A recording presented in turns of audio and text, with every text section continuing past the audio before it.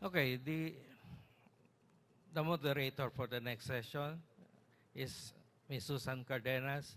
Well, she was well known, not only in the Philippines, but even in Peru, in Indonesia, in Japan. She was shuttling here and there talking about sustainable tourism. And she was well known, or she became like a celebrity because of the Coron initiative. She organized this conference in Coron, and that served as basis for coming up with a sustainability plan that protects the environment and sustaining the tourism activity. So Coron is one of the famous islands in Palawan, small island. It's one of my favorite islands. I've been there twice, and I still want to go back. So, Susan will take over.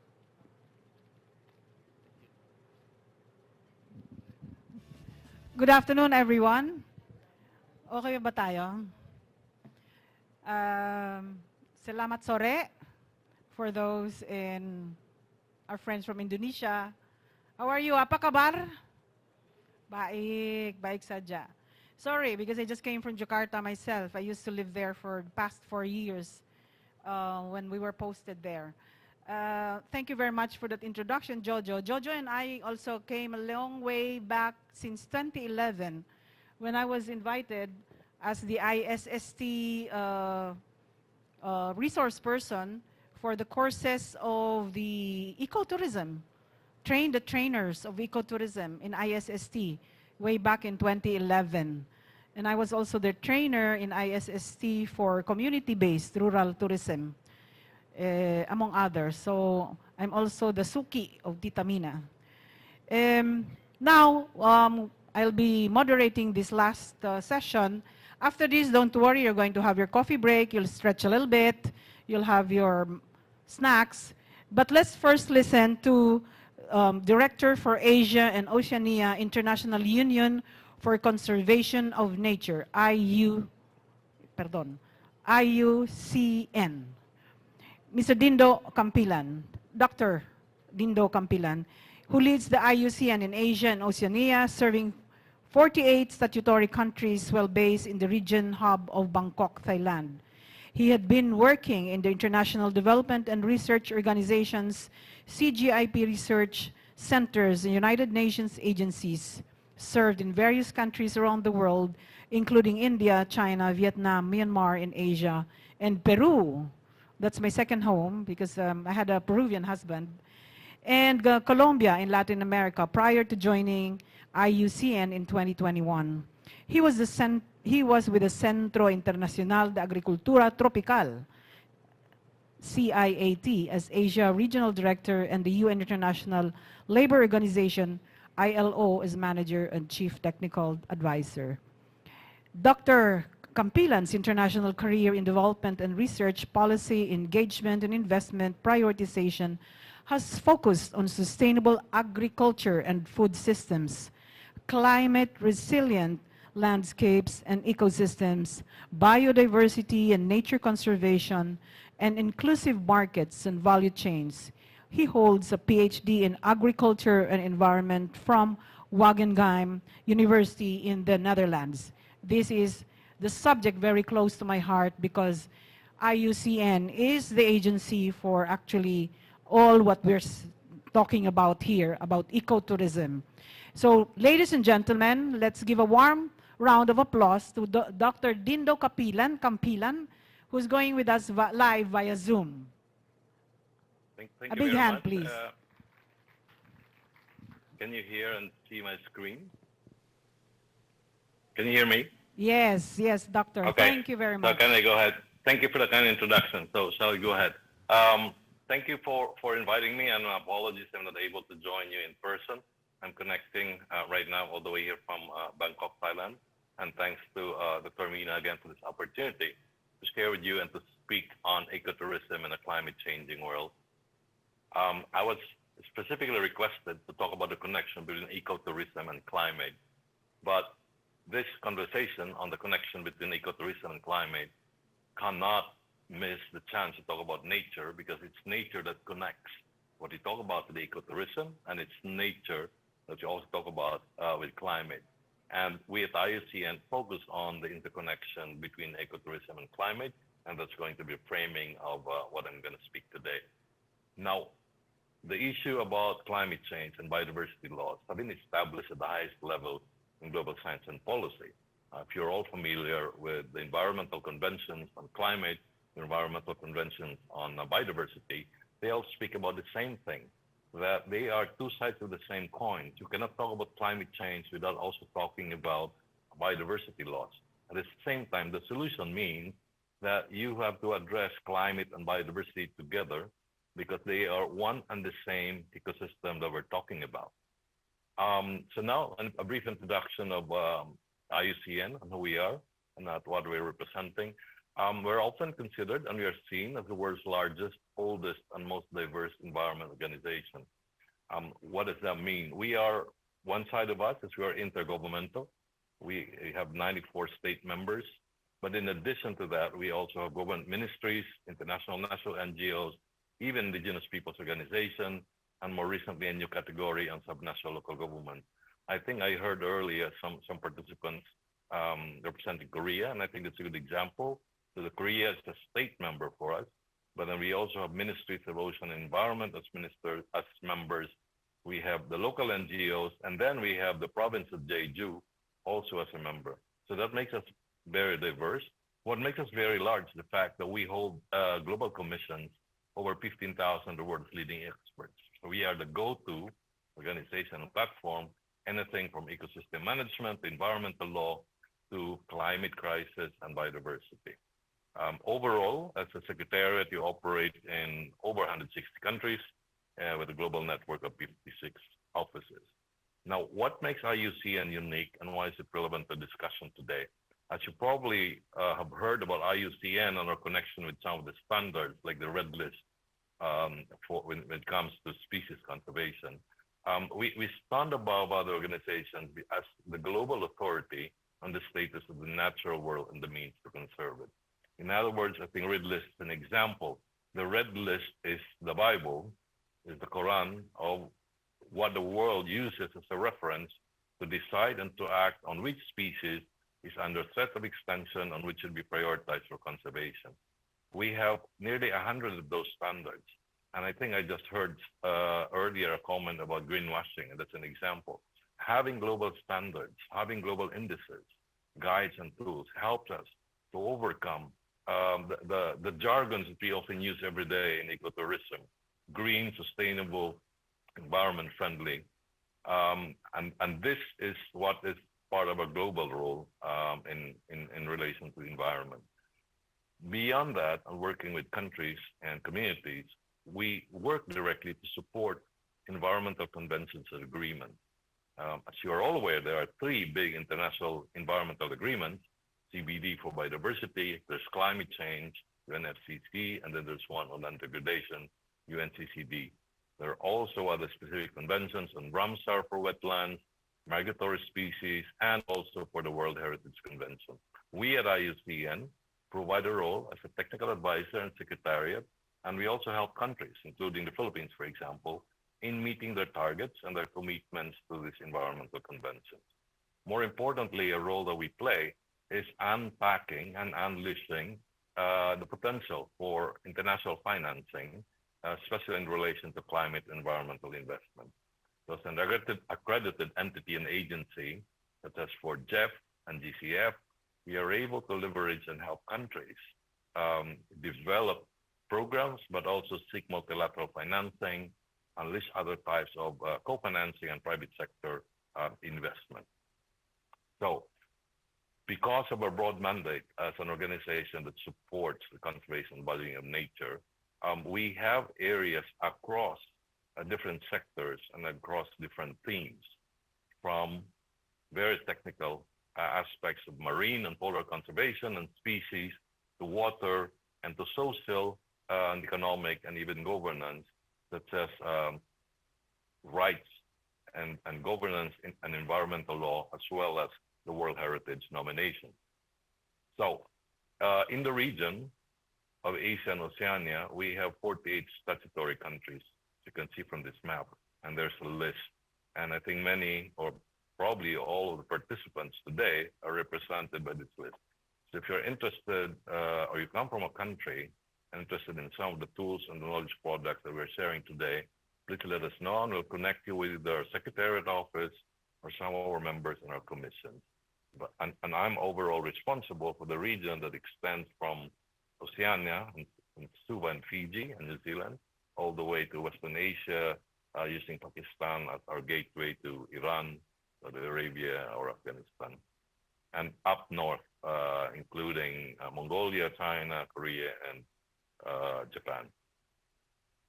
I want to be able to explain the diversity and the full range of activities that we do around ecotourism. So I've chosen a few examples to give you an idea of how we apply our standards, our global standards, and our tools to support the ecotourism sector around the world. And this includes the straightforward support to sustainable ecotourism planning, such as in the Mediterranean, to using advanced technologies for monitoring wildlife or nature, or there's an example there that I'm showing our work in Saudi Arabia, connecting wildlife and cultural heritage conservation to forest landscape in the Pacific. We're working on ensuring that there is respect, for example, traditional laws and governance institutions. And most recently, our partnership with the International Olympic Committee, looking at sports for nature, how sporting events and the construction of sports infrastructure make sure that they do not harm or mitigate the impact on nature and the natural environments in which the sporting events are held. So in other words, it's really a broad set of activities and support that we provide to different sectors, even within ecotourism. While there is a standard definition of ecotourism, which I'm sure your network has adopted, in the eyes of IUCN, there are 5 important elements we always look at. The ecotourism is associated, number one, of course, with the natural area or areas. If you are establishing an ecotourism site by constructing new infrastructure, then that's not ecotourism. It has to be natural area. The other one is the focus of tourism has to be enjoyment and appreciation of nature itself and the natural world, including the cultural features associated with them. More importantly, the focus and one of the primary goals of ecotourism should be the conservation of this natural area, low negative visitor impact. And more importantly, ecotourism must have an element of local community involvement. We operationalize this in many different ways, standards and tools and manuals.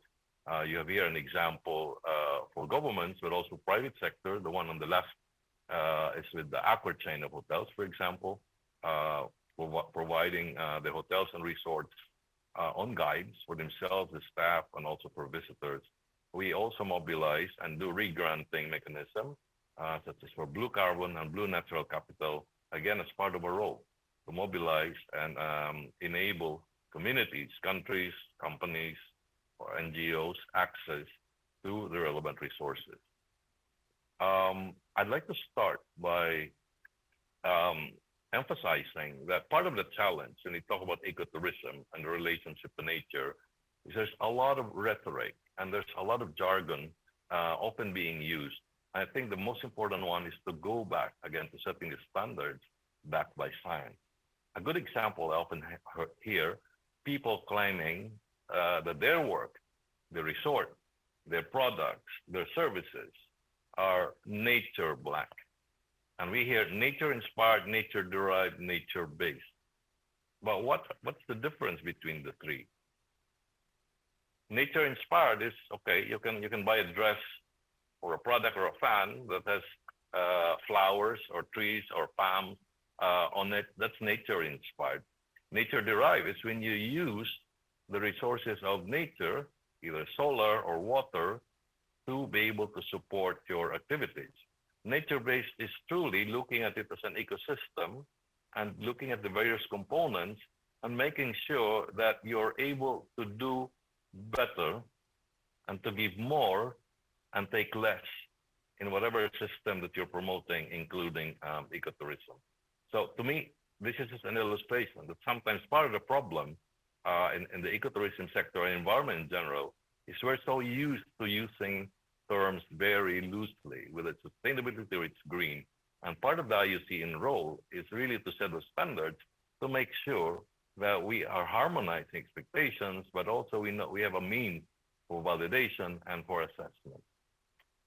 The same way that we talk about these days, see, we work a lot with resorts and with companies and even governments. These days, we talk about three things. Some companies and organizations talk about mitigating negative impact. These days, we also hear about net zero results. And more recently, we move from just negative zero to even creating positive and net gain outcomes. We hear people talking about carbon neutrality, but now we also talk about biodiversity positive approaches. I won't be able to describe them, but what I'm saying is when you set sustainability standards, sustainability targets in your resorts or the sector, let's be clear what we're talking about. Are you really setting targets just to mitigate impact or to maintain net zero results? Or in fact, you set the bar higher and want to create positive net gain outcomes on biodiversity or nature in general? Oftentimes, it's the problem because we use these terminologies very loosely without understanding what they actually mean. Are we talking about carbon emission? Are we talking about reversing biodiversity loss? Are we talking about climate change and hazards? Similarly, we have provided as part of our role is indeed establishing, promoting global standards in different areas of the environment. And we have standards that range from very technical ones, the environment and ecosystem, all the way to the more socioeconomic governance and even private sector engagement. I'll use two examples to illustrate my point. NBS, Nature-Based Solutions. Hundreds of organizations, hundreds of people claim to be experts these days on nature-based solutions. And indeed, that's true. But there's only one global standard for NBS, which is the IUCN standard. Anybody can print a business card and say, I'm an NBS expert. But you can only be professionally qualified to be an expert on NBS if you have finished a professional certification course that's run by IUCN. Or your organization, your company, your project can go through an assurance scheme to the NBS global standard of IUCN. So it's a full suite of tools, guidelines, criteria, indicators that allow us to be able to say that this ecotourism investment or this entity or this business company around ecotourism meets the NBS global standard. I understand that we have awards, we have recognition certificates at different levels, communities, provinces, and countries. If your ambition is to be able to say that you have been certified in terms of the global standard for nature-based solutions, that is our role in terms of capacity building, but also doing the assurance scheme. Similarly, on green and gray infrastructures, we recognize that resorts will always have parts of gray infrastructure and parts of green. Our role is to be able to help and advise ecotourism sector in devising a way of how do we optimize the balance between building gray infrastructure and also in promoting the opportunities for greening the design, the establishment of your physical facilities. Our vision is that over the long term, there would be a greater shift to green infrastructures and less of a reliance on the gray. After all, as we always said, nature is the world's largest infrastructure. Another standard that we are promoting is called the Green List. And this is a standard that refers to protected or conserved areas that, again, matches the global standard in terms of governance and management and conservation. So you would see examples around Asia of those that have already been accepted and certified as part of the Green List. Some are in the process of application and evaluation. A resort or a site or a sector might be interested to apply and be certified according to the Green List because that's a seal of excellence. And it's based on a global standard that we in IUCN and our partners have developed and are promoting. And there are several in Asia at the moment. I don't think, I think ACB is keen to apply this, but there are already sites such as in Vietnam and in Malaysia, which have been declared to have been accepted into the global list that we have for Green List. Okay, a few thoughts on climate, and this comes from my background before in food and agriculture.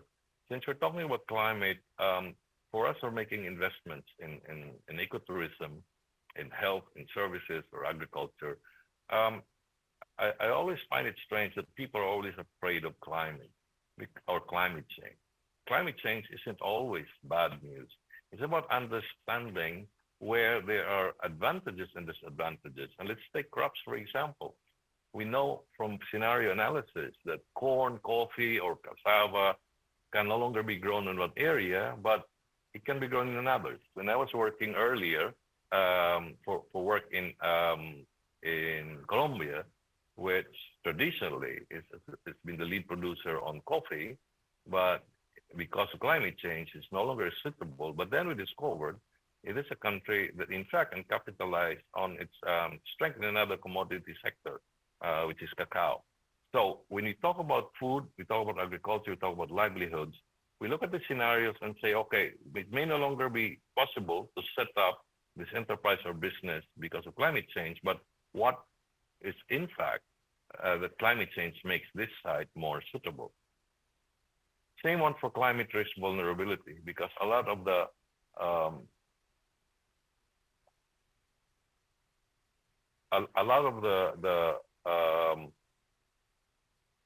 assessments that we do these days is around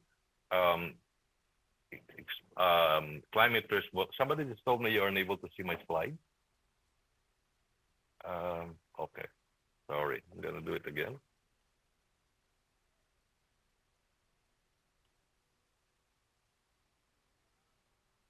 Okay. Sorry. So a lot of businesses and investments oftentimes talk about climate risk exposure, and we're often afraid of exposure. But in fact, we should be looking at this overall vulnerability. And vulnerability is about three things: exposure, sensitivity, adaptive capacity. We can be exposed to the same number of typhoons in a year. I originally come from the southern part of the Philippines, but that doesn't mean we are equally vulnerable, because another part of vulnerability is how sensitive you are. See, we can be in the same room, in the same temperature, and yet you say, I'm cold and I'm warm. That's what you call sensitivity. And then there's adaptive capacity, the ability for us to learn how to manage these different hazards. So in the end, when we talk about vulnerability, it's really three things: the exposure, the sensitivity, adaptive capacity. And that explains why certain companies, certain buildings, why they're able to withstand earthquakes more than others. That's what we call overall vulnerability, because our degrees of exposure, sensitivity, and adaptive capacity varies. And that's what we should be looking at when we talk about ecotourism sector overall climate vulnerability. Just want to illustrate a few examples of provinces in the Philippines, where if you dig down into the municipalities, their degrees of climate risk vulnerability vary, even if they come from the same province, because of the different degrees of sensitivity and adaptive capacity. In the end, climate action is really about deciding three things. Are you going to cope, adjust, or transform? Cope simply means, okay, you know there are climate risks and you are going to continue with the business with some minor modification. Adjust means you are going to maybe redirect the business from one design into another, and to transform is simply to say you give up the business of ecotourism. Let me give you an example of Vietnam in the southern part, in the Mekong region. As you know, it's always affected by seasonal flooding, water intrusion that goes inside during high tide. But an example of how the Vietnamese have adapted to learn with climate change is through adaptation. So as you can see, instead of complaining about the floods that come in and destroy the rice, they have learned to turn it into an ecotourism attraction by growing flowers and growing lotuses. They have to learn into devising flood-based farming systems. They have learned how to elevate some of their infrastructure. So this is an example of how we might, instead of working against nature, one strategy could actually be working with nature. In terms of climate smartness, you can also make it even more specific, but looking at the different indicators of what makes your particular ecotourism business climate smart. Oftentimes we use 5 indicators: by energy, water, carbon, the weather, and also the value chain and the supply chain that you have. There are specific tools and methods that you can use to be able to measure, to track, and also to promote an increased climate smartness of either a household, a community, a company, or even a country. I'm going to skip there and just go straight to the last one. Again, going back to IUCN and what we do. We do support communities, countries, but in the end, part of our greatest responsibility is to be able to convene for a global voice. We use our ability as a union and the membership that we have in order to influence the discussion and the debate that's going on around the world. We have every 4 years, we conduct the World Conservation Congress.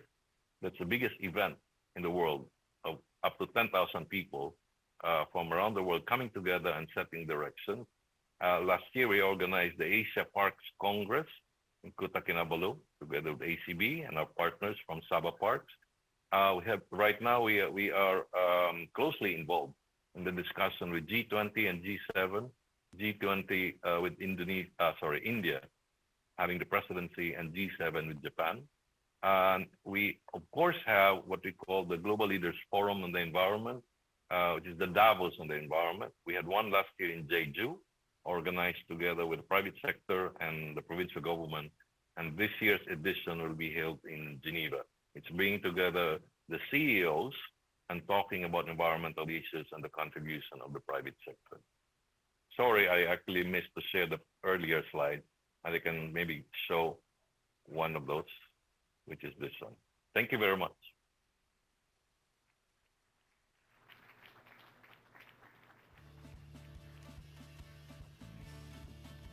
Thank you very much, Dr. Dindo Campilan, who has been very patient. He'd been waiting for like 2 hours just to talk to us this afternoon, but very, very interesting and very, very critical in and essential in our operations of ecotourism.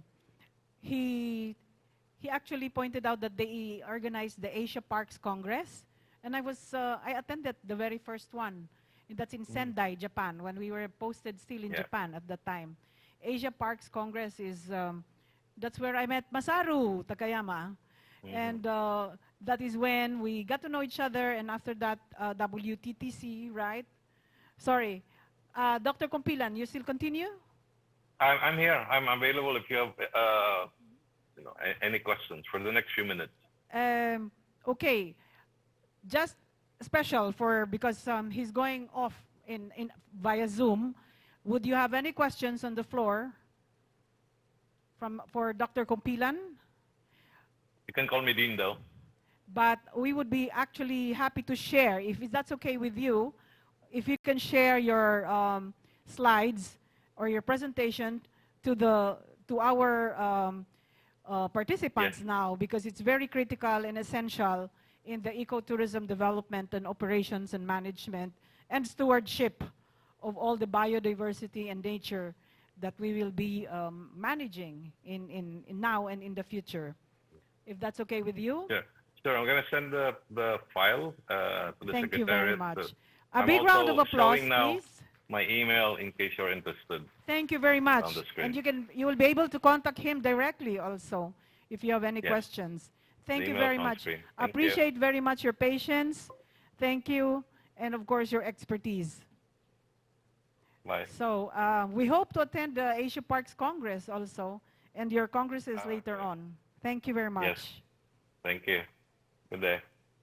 All right. So now let's move on to another superstar in biodiversity. And actually, because this is my favorite subject, when you say biodiversity and coming from Peru, myself, where for the past 20 years, I have been in a close contact and of course working with my colleagues there in the Amazon and the Andes Mountains. So biodiversity is a very subject that close to my heart. Now, let's move on to another expert in biodiversity, no less than the Executive Director of the ASEAN Center for Biodiversity, our partner in this conference and forum. Dr. Teresa Mundita Lim is the current Executive Director of the ASEAN Center for Biodiversity, where she leads in facilitating regional cooperation and coordination on biodiversity conservation and the management and use and equitable share of the well-being of people.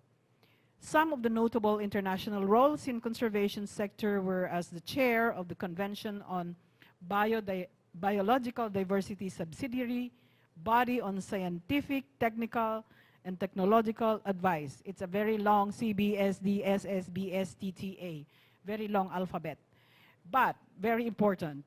From 2017 to 2018, chair of the 15th and 18th meetings of the ASEAN Working Group meeting on Coastal and Marine Environment, the AWGCME, in 2014 and 2017, and chairperson of the 4th ASEAN Experts Group on AEG on the Convention on International Trade and Endangered Species of Wild Flora and Fauna, CITES. Meeting in 2006 and chairperson of the 16th ASEAN Working Group on Nature Conservation and Biodiversity, also in 2006. Her core competencies and extensive experience in local, regional, and international governance, management, policy development, implementation and innovation, partnership building, science and policy linkages, and the advocacy in the fields of biodiversity conservation and wildlife protection. Ladies and gentlemen, let's give a big hand to Dr. Teresa Mundita Lim.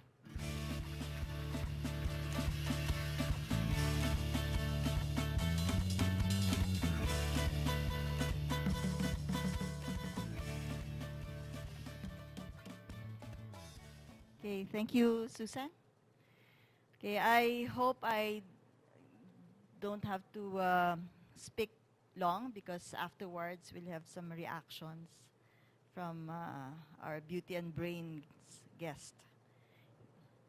Okay, so I was asked to present the link between biodiversity, wildlife conservation, and ecotourism. Okay, so I think for most of you it should be pretty obvious, but let's try to expound a little more.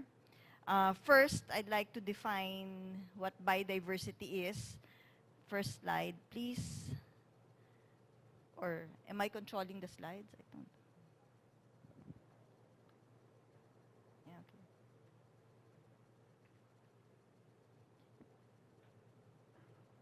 There, okay.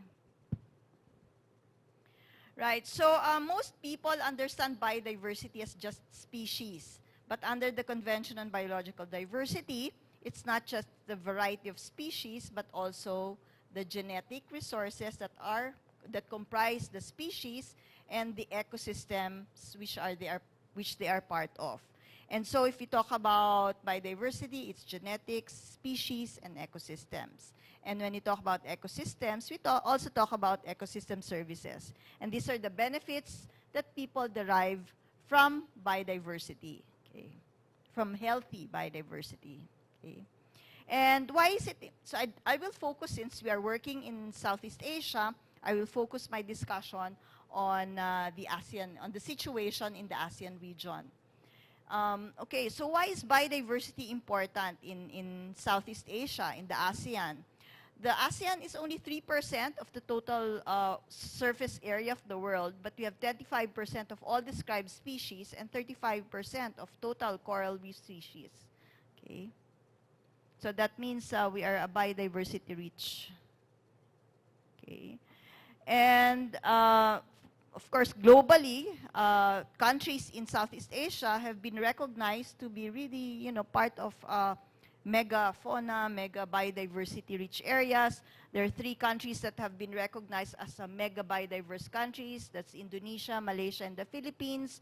And then in the heart of Borneo, we have Brunei, Indonesia, and Malaysia. And Indo-Burma region is also known to be one of the richest biodiverse region in the whole world, and 5 countries are part of the Indo-Burma region, 5 countries in Southeast, in the ASEAN.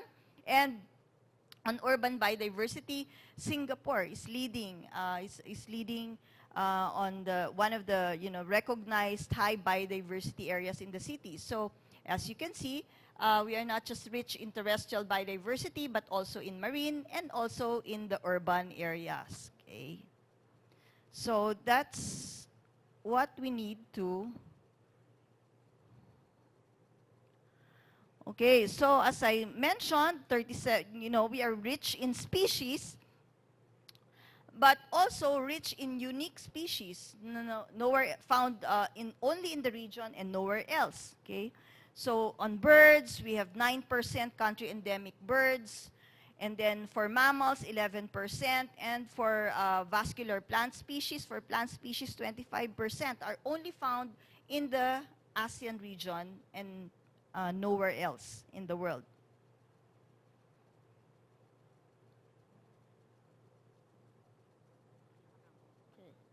There. Oops. Yeah. Okay. So 30% of coral reefs in the whole world is found in the ASEAN, and 35% of all mangrove species are also found in the region, as well as 30% of seagrass species. So those are all, explains and expounds on why, the ASEAN is known as a rich area for biodiversity. And not just on species, as I mentioned, we're also rich and diverse on ecosystems. There are more than 12% forest types in the ASEAN. Okay, and usually you're familiar with large trees, dipterocarp forest. But when we talk about forest types, you have forest over limestone, forest over ultramafic rocks. You have beech forest like the one below. So there may be similar species of trees, but they grow differently in all these types of forest. Like this beech forest in Belitung, same species that you can find in the mountains, you can also find here, but they are, taller, the trees are taller and skinnier than the ones that you find in the mountains. And they harbor different types of species. It's not the same species that you can find in the mountains. Okay. So these are all unique ecosystems found in Southeast Asia. Okay. Provisioning services. In the photo, you can see that these are the ecosystem services. If you have healthy ecosystems, these are some of the services that the ecosystem can provide you. Okay. This the photo up there is wild rattan fruit, and also the one on top. I don't know if this has a. Anyway, that fruit over there, the green one that is being held by our guide in Belitung, is holding a fruit that is used for souring dishes. It's an ingredient. It's a native fruit that's used for souring. Nowadays, most of the ingredients that we use for souring are already a commercial tamarind powder, which is not actually native to Southeast Asia, but we do have our local fruits that maybe it's better we can probably harness again or rediscover for our local dishes to sour them. Okay, and then of course we have regulating services. We have peatlands, that, of course, also known to have a large capacity to store carbon. So they regulate the release of carbon into the atmosphere. We have mangroves and coral reefs. The Southeast Asian region, of course, is rich in, we have a variety of coastal ecosystems. It's not just mangroves, it's not just coral reefs, but also, we have seagrass beds. All of that taken together regulate the height of the waves that hit our coastal areas. So that means they also help buffer us from strong, storm surges and sea level rise.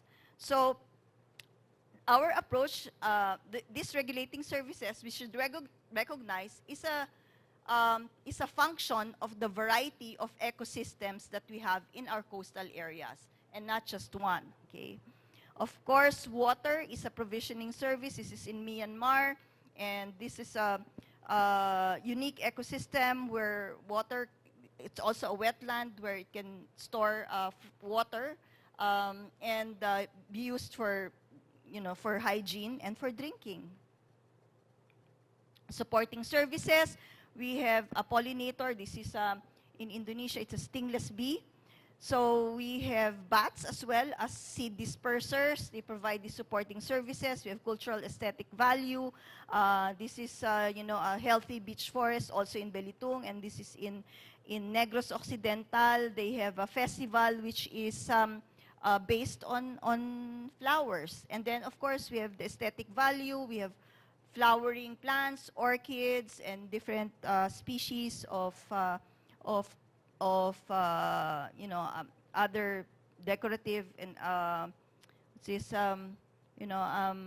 ornamental plants that is grow in Southeast Asia. Okay, and okay, so all of those are services that we can actually package to become. If we know how to package these services, we are able to use them for, to enrich our ecotourism products. And so these are some of the, these are some of the tourism products that is very much linked to the biodiversity that we have. And so we have this, of course, we have diving. Scuba diving should be popular in Southeast Asia and other marine-rich areas. And nowadays, there's what they call muck diving. And there are photos here. This is a photo by a diver friend of mine.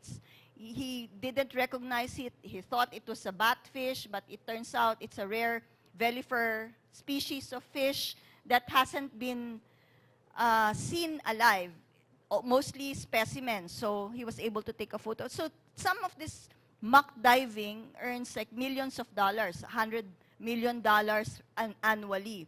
And that's, the divers go to certain areas just to search for unique species. So, and then on the inset, that's an isopod that was found in, that was discovered in West Java by Indonesia and Singapore. And then we have birding. And then we have, this is in Gunung Loiser, ASEAN Heritage, it's an ASEAN Heritage Park. And they have elephants bathing. And, you can, it's being harnessed as a, as a tourism product. And a lot of tourists would be interested just to see the elephants taking a bath. And also rafflesia. Some communities take this for granted. Yeah. In fact, I know of, because they grow on a vine, no? Tetrastigma, and some communities, they don't recognize it as special. But in fact, tourists go to certain areas just to see the rafflesia in bloom. And it blooms only on certain times of the year. In the Philippines, there's a rafflesia in the northern part that actually grows all throughout the year. Okay? And this can also be used as, we can harness it as a tourism attraction and create products around it. Okay. Okay, other activities that can be, that relates, that is linked to the rich biodiversity that we have is bird photography. This is in Myanmar, in Daoji Lake, where, during the migration season, tourists come in to take photos of the migratory birds that come over and visit Southeast Asia, from the eastern portion, from the north, from Korea down to Southeast Asia and down to Australia.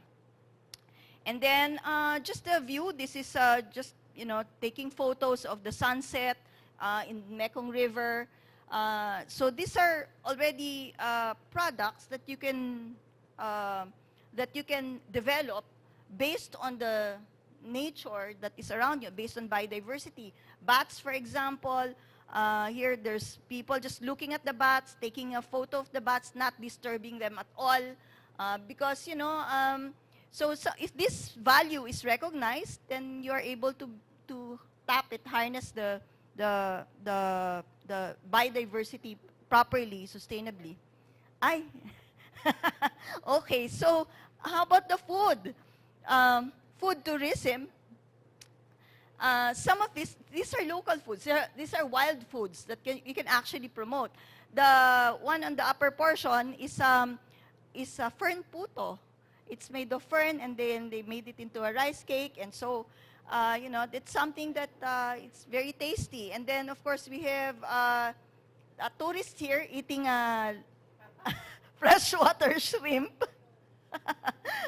Right. So if you are protecting the environment, if you're protecting your biodiversity, you are able to harness this as part of your attraction, wild foods, as part of your, and then use them, of course, sustainable. Don't over-extract them because they're renewable if you know how to harvest them properly. This is Inta fish in Myanmar. They cook it with curry. And then this one is interesting. The one on your the left side is actually from mangroves. This is in Bali, and they use the mangrove fruits for cookies, and for, they fry them, and they use them for, pika-pika. And it's already, something that interests a lot of tourists, and it can be part of your entire package. And these are all biodiversity based. And then, for Filipinos, you want to bring pasalubong, and it's bringing home presents from where you go. And some of these downstream industries, you sell, handicrafts to bring home, and these are also biodiversity based. The one, this is like for the one up there, the one in bottles are, for spa, body, for body wash, yes. And these are also biodiversity based. We have, of course, the batik, the dye, which is also, what we support, no, in some of the communities that are around our ASEAN heritage parks. Okay. Right, and then of course the bamboo as well.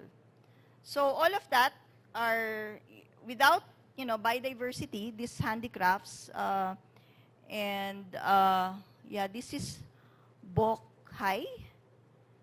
It's a vegetable also from Vietnam, which is also, can be harnessed as well for food.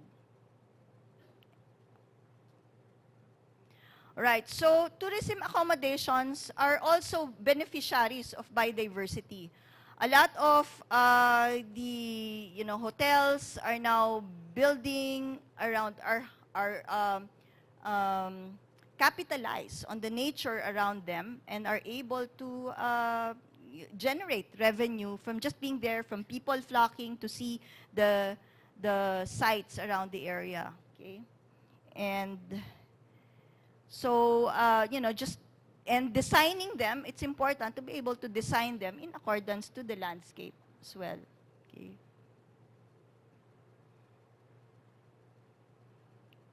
Okay. Tourism.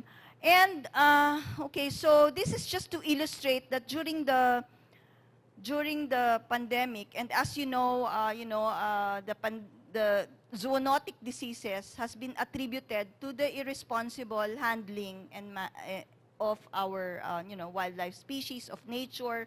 It has been attributed to that, and we ourselves were able to experience that decline. The ecotourism industry was one of those that were heavily and heavily affected by the lockdowns during the pandemic, the lack of mobility. Okay, and we can already relate that if it's not if we were more responsible in treating nature, then probably this would not have occurred. So, biodiversity loss also leads to vulnerability to climate change impacts. As I mentioned, without the mangroves, if we lose our biodiversity, we become vulnerable to climate change. And if your resort is nearby, if you're in a coastal area, then you're the most vulnerable if you are not able to protect the buffers, the natural buffers that surround your area. Okay. And of course, our cultural heritage and ASEAN identity will be at risk. As I said, some of the dances, the fabric, the design of our costumes, all are inspired by nature. So once it disappears, then we somehow lose a part of that identity. Okay. And of course, most importantly, we lose the revenue. It's foregone revenue. If we lose our biodiversity, as you have seen from the links that I provided, without biodiversity, a lot of the potential will be lost. That some of the products that have been based on biodiversity, like more than $100 million per year that can be generated from diving, from birding. They say that it's more than 200 billion per year can be generated from birding, and all of this revenue will be affected if we are not able to sustain our biodiversity and manage them properly. And so the world also recognized this link between biodiversity and tourism. And so there was a conference last December, and there were targets. There was a high-level discussion on the key contribution of tourism. This guy over there, they said he's the guy who actually coined the word ecotourism. Maybe Ma'am Mina Gabor would know him. So we were in this meeting and of course, eventually there was a target that was agreed upon by all the parties on sustainable use of biodiversity, harnessing biodiversity sustainably, and which includes through sustainable biodiversity-based activities. And we recognize that ecotourism should be one of them. So ecotourism is an important link. We have that important link. If we properly implement our ecotourism activities, then it's actually it's two-way. Ecotourism benefits from biodiversity, but biodiversity can also benefit from ecotourism if done properly. Okay, so it's two-way. Right. So the ASEAN Center for Biodiversity was established by the 10 ASEAN member states precisely to be able to support these activities that are favorable for biodiversity, and also protect biodiversity, not for biodiversity itself, but to make sure that it also benefits the communities in Southeast Asia. And so these are some of the activities that we have. Most of our activities are focused on ASEAN heritage parks, but we also work beyond the ASEAN, working with partners. Okay, so these are just some of the activities that we do. We provide capacity building. We work with the communities to be able to enhance the their local livelihoods, and also try to link them to the market. And of course, we cannot do that without our partners. Among our partners are here. But of course, hopefully we will be able to expand that with AEN. Yeah, so pretty soon the logo of AEN will be here as well. Right, so with that, thank you very much. Please visit our website and use the hashtag We Are ASEAN Biodiversity if you like our presentation, if you want to post some of the good ideas that we've generated in this meeting. Thank you.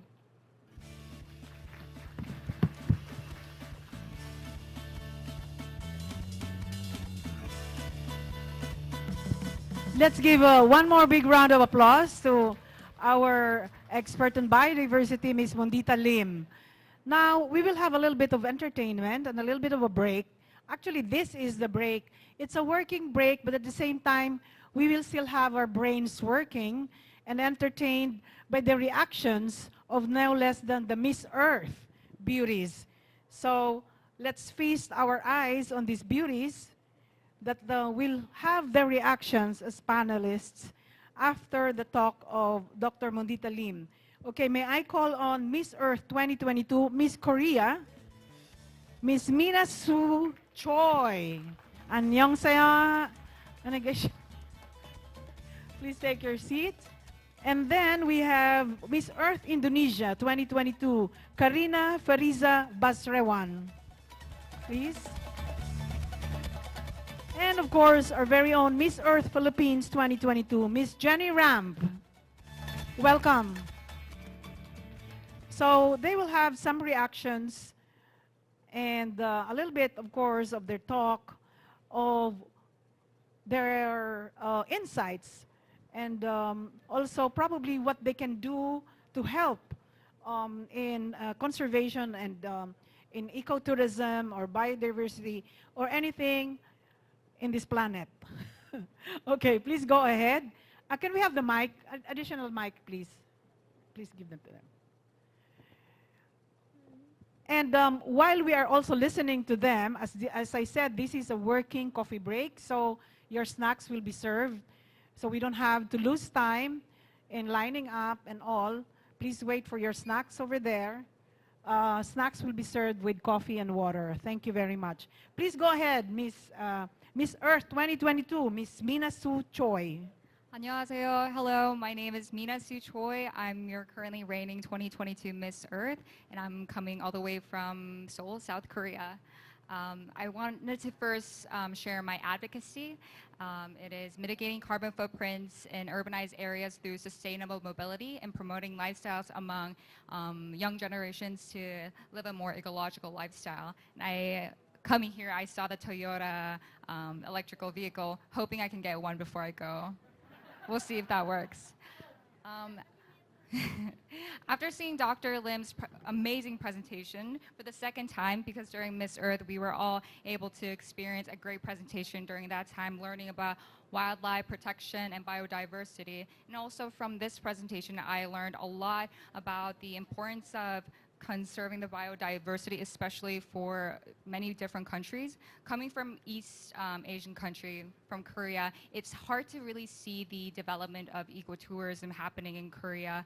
There are places such as Jeju Island and Daegu Island and so many mountains in Korea that's lots to be enjoyed, but it's not as enjoyed much amongst MZ generation. So it's amazing to see that Southeast Asian countries are so developed in these areas, and especially I visited Philippines, seeing the most beautiful islands. So it's been a great experience, and I'm really seeing how the ecotourism identifies with the Southeast Asian identity. Thank you. Thank you very much. Thank you very much for your sharing your advocacy, Ms. Choi. And then now maybe we go to Ms. Karina. Yes. Hello, mabuhay, selamat siang. And good day to all distinguished guests, ladies and gentlemen. My name is Karina Basrewan, and I'm your Miss Earth Indonesia 2022. And I came all the way from Jakarta, and it is such an honor for me to be here with you all at the first International Ecotourism Travel Mart in Silang, Cavite, the Philippines, to share a little bit about my advocacy in regards to ecotourism and sustainability and how it aligns to what my country has in progress. I'm here to talk to you about the importance of biodiversity and wildlife conservation in ecotourism and how this is evolving in Indonesia. Indonesia is a beautiful country with rich biodiversity and unique wildlife. However, like many other countries, Indonesia is also facing challenges related to environmental degradation and biodiversity loss. This is why I think it is so important to promote the awareness of ecotourism, as it can play a vital role in preserving biodiversity and wildlife habitats while also supporting local communities. Back home in Indonesia, ecotourism has been evolving rapidly in recent years. The government has recognized the potential of ecotourism to support conservation efforts, and many local communities have started to develop their own ecotourism initiatives. Now, with this approach, we've been able to hit two birds with one stone, which is making our contribution to save the planet, while at the same time providing a sense of livelihood for the locals, as well as preserving the cultural heritage of the area, as Indonesia is well known for its many diverse cultures and traditions. Allow me to share with you some examples as I elaborate on this. One example of this is the Bajo tribe in Wakatobi of Sulawesi.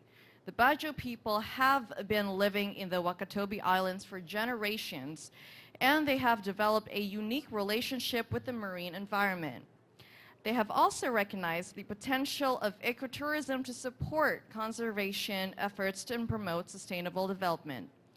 The Bajo tribe has developed a community-based ecotourism program that allows visitors to experience their traditional way of life while supporting conservation efforts. Tourists can learn about the Bajo culture, go fishing with the locals, and even participate in coral reef conservation activities. This program has not only helped to preserve the marine environment, but has also provided economic benefits to the local community. Another example of ecotourism in Indonesia is the Komodo National Park. This park is home to the iconic Komodo dragon, which was my chosen fauna during the Miss Earth competition, and as well as many other unique species of flora and fauna. The park has been recognized as a UNESCO World Heritage Site and has become a popular ecotourism destination. The park has implemented sustainable tourism practices such as limiting the number of visitors and ensuring that tourists do not disturb the wildlife. They have also developed community-based tourism activities, initiatives that provide economic benefits to the local community while supporting conservation efforts. Ecotourism, as we know, has the potential to support biodiversity and the wildlife efforts while providing economic benefits to the local communities. Indonesia has recognized the potential of ecotourism and has been developing sustainable initiatives that promote these efforts. However, for the most part, they could still gain more awareness, especially to the younger generation who are travel enthusiasts. Over the pandemic, we have seen a lot of work habits shift. What was once mandatory to be working from an office can now be done from anywhere in the world, not only giving people the chance for a work-life balance, but also the time and flexibility to travel more. I believe with my platform as a news anchor and content creator, as well as someone who loves to travel and experience new places, this is the perfect getaway for me to be able to deliver and promote positivity towards the sustainability of tourism. Having the opportunity and ability to experience new cultural heritage as well as explore the richness of nature and biodiversity each place has to offer. This way, we are able to support the local community, encourage the preservation of conservations around, as well as gain new knowledge and experiences. One prime example of this that I actually experienced just a couple days ago here in Manila was to tour the Intramuros the other day on a bamboo bike tour. And not only did I get to see and learn about the history of the city of Manila, but I also got to learn about the country of the Philippines. I got to do it on a bike, a bamboo bike, reducing carbon emissions, and to put the cherry on top, I got a really good workout out of it. So, all in one package. Now we hope that we can continue to work together to promote the sustainability of ecotourism. As Madame Cristina Garcia Frasco delivered yesterday in her speech, we are not against or in competition with one another. Rather, we have to stand hand in hand, supporting each other as the ASEAN, or rather Asia, family to continue in these footsteps and recognize the importance of ecotourism in protecting our planet's biodiversity. I believe changing the world starts with changing our world. Thank you for allowing me to share a glimpse about my advocacy and my beautiful country. We look forward to welcoming you in Indonesia. Maraming salamat po. Thank you very much, Karina, Miss Karina. And now our very own Miss Earth Philippines, Miss Jenny Ramp. Mabuhay and magandang hapon to everyone. I am Jenny Ramp, Miss Philippines Earth 2022. And I am very pleased to see everyone here because I was very inspired by the talks that was given yesterday. And I want to share something that is relevant here in the Philippines and to our culture and youth. And it is something that we're all very interested in, and it's called the 3Bs, which is basketball, boxing, and beauty pageants.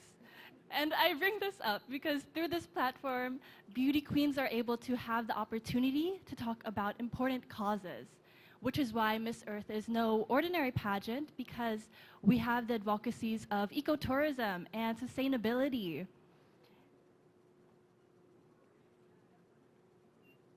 Which is why I'm very grateful to be here with my Miss Earth queens, because we're able to share this to the rest of the world.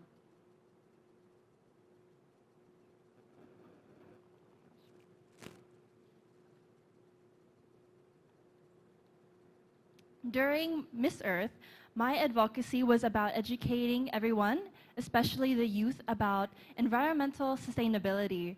This way, environmental practices could be done at home and therefore causing a ripple effect and making a positive impact towards the world and for future generations. This pandemic made us realize that the Earth really needed to breathe.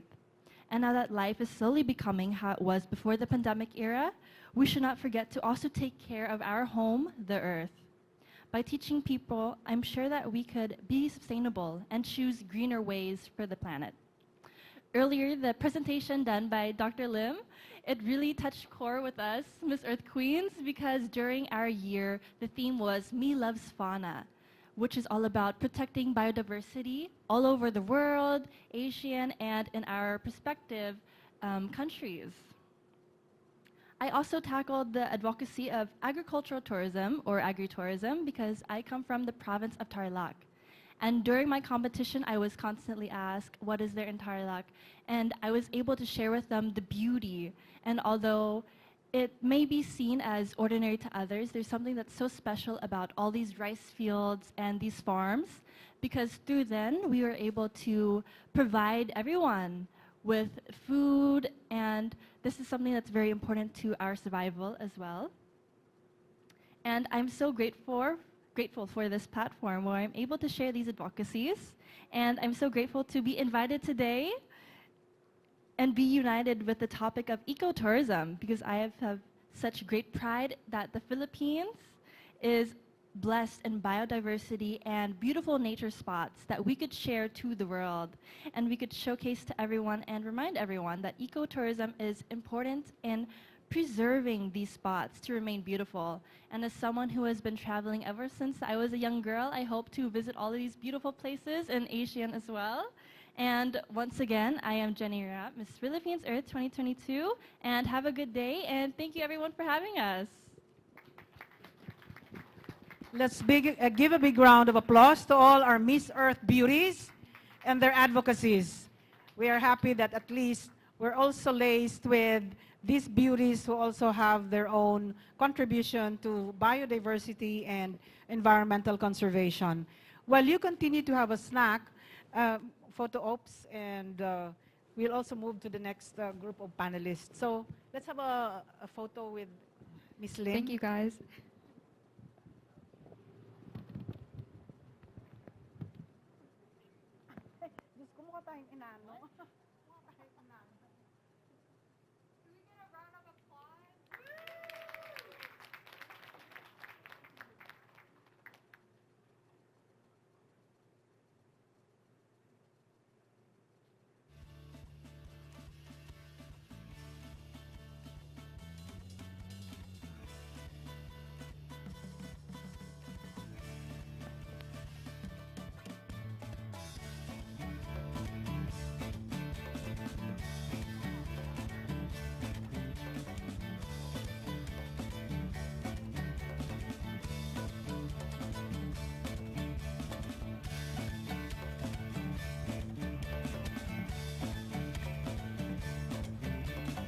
Thank you very much.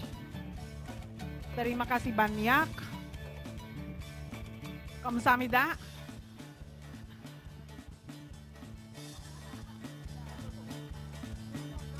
One more daw.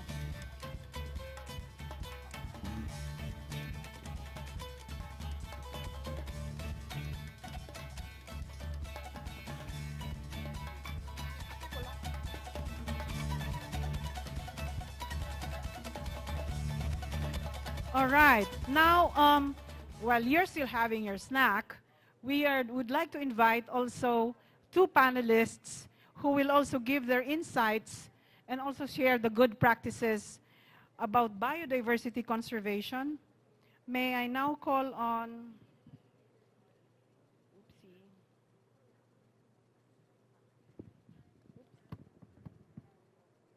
I kinda lost it.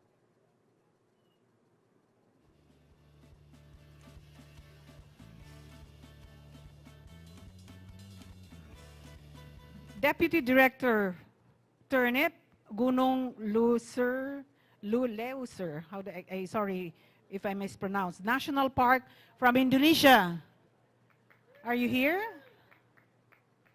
All right, thank you very much. And also, sorry.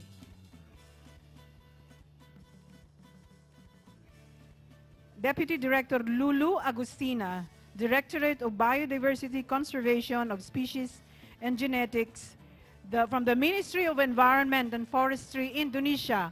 Welcome. Selamat datang.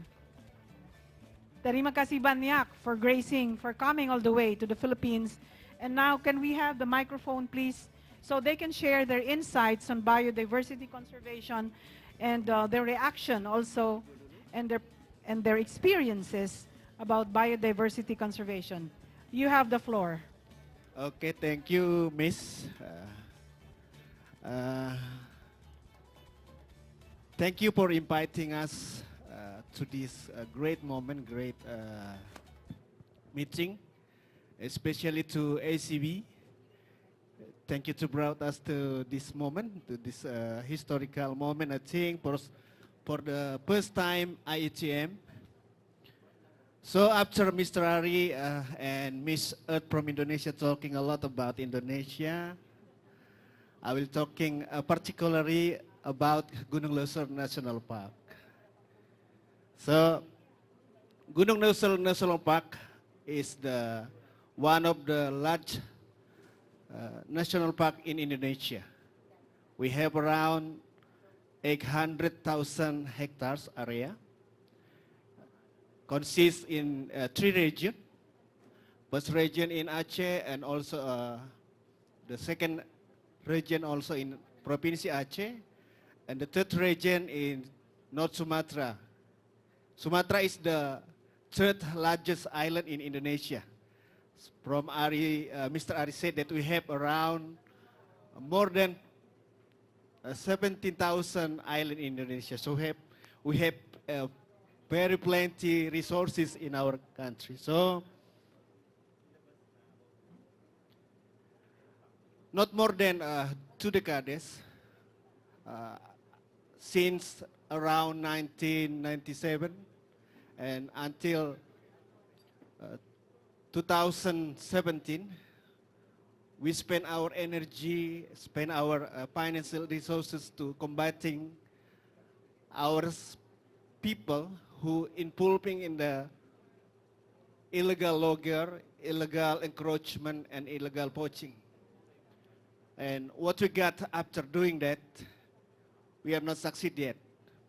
And until around 7 years ago, we changed our paradigm to manage our national park.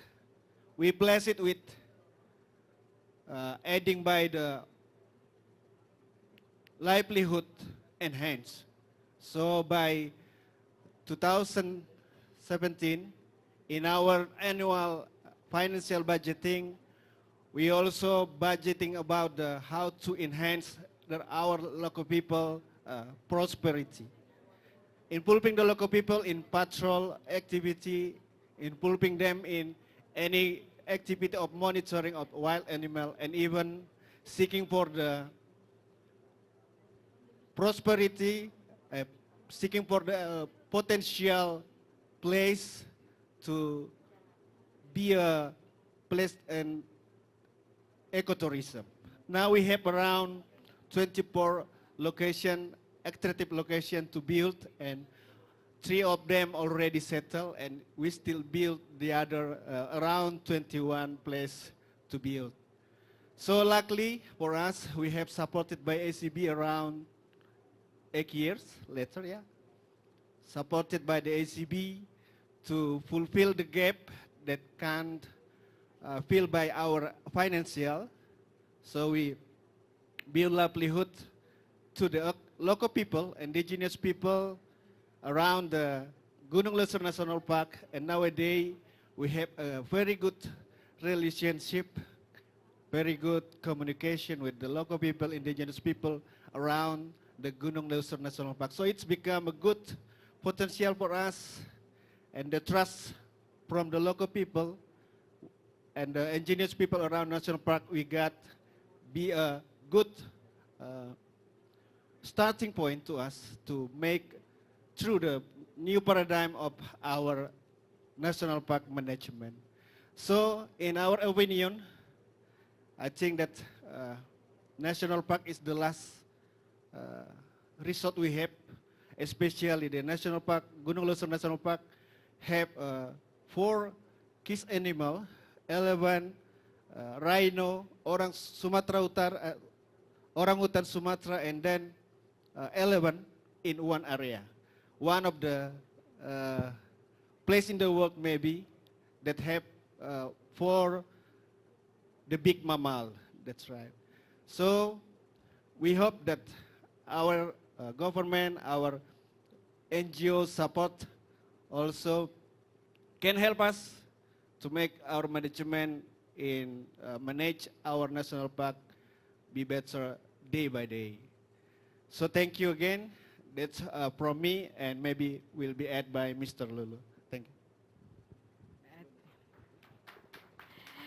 Thank you, Pak Turnip. After Pak Turnip give a story about the Gunung Leuser National Park in Aceh and North Sumatra. In North Sumatra, I will give some information regarding policy level in policy level in Indonesia on ecotourism. Having the richness in biodiversity, Indonesia has totally 566 conservation area with a total of 27 million hectare. There are 55 national parks now and 130 national tourist park, 80 wildlife sanctuary, and also 40 forest park. Could be a good site to go and recreation on that place. Also mentioned yesterday by Dr. Mundita, forest area with the biodiversity richness hold huge value. It's not only for the ecosystem balance, but also for the tourism. Therefore, Indonesia government has put a serious attention by motivating the diverse society to take action in protecting biodiversity, while at the same time, we facilitate the community to improve their livelihood through productive activities such as ecotourism that Pak Ari already mentioned on that previous presentation.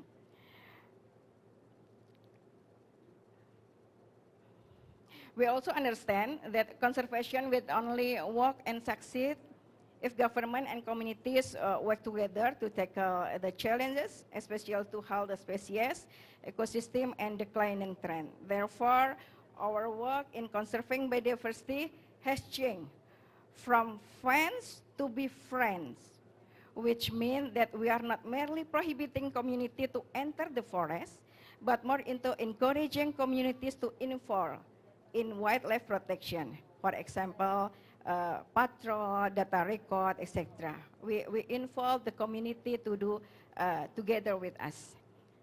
At the same time, we implement also program for livelihood improvement through wildlife-based tourism, such as bird watching. Dr. Munita also mentioned about that. In Gunung Luser, we do that. In Kepulauan Seribu, also join elephant forest walk for grazing and bathing in Tangkahan. Dr. Munita also gave a picture on that place.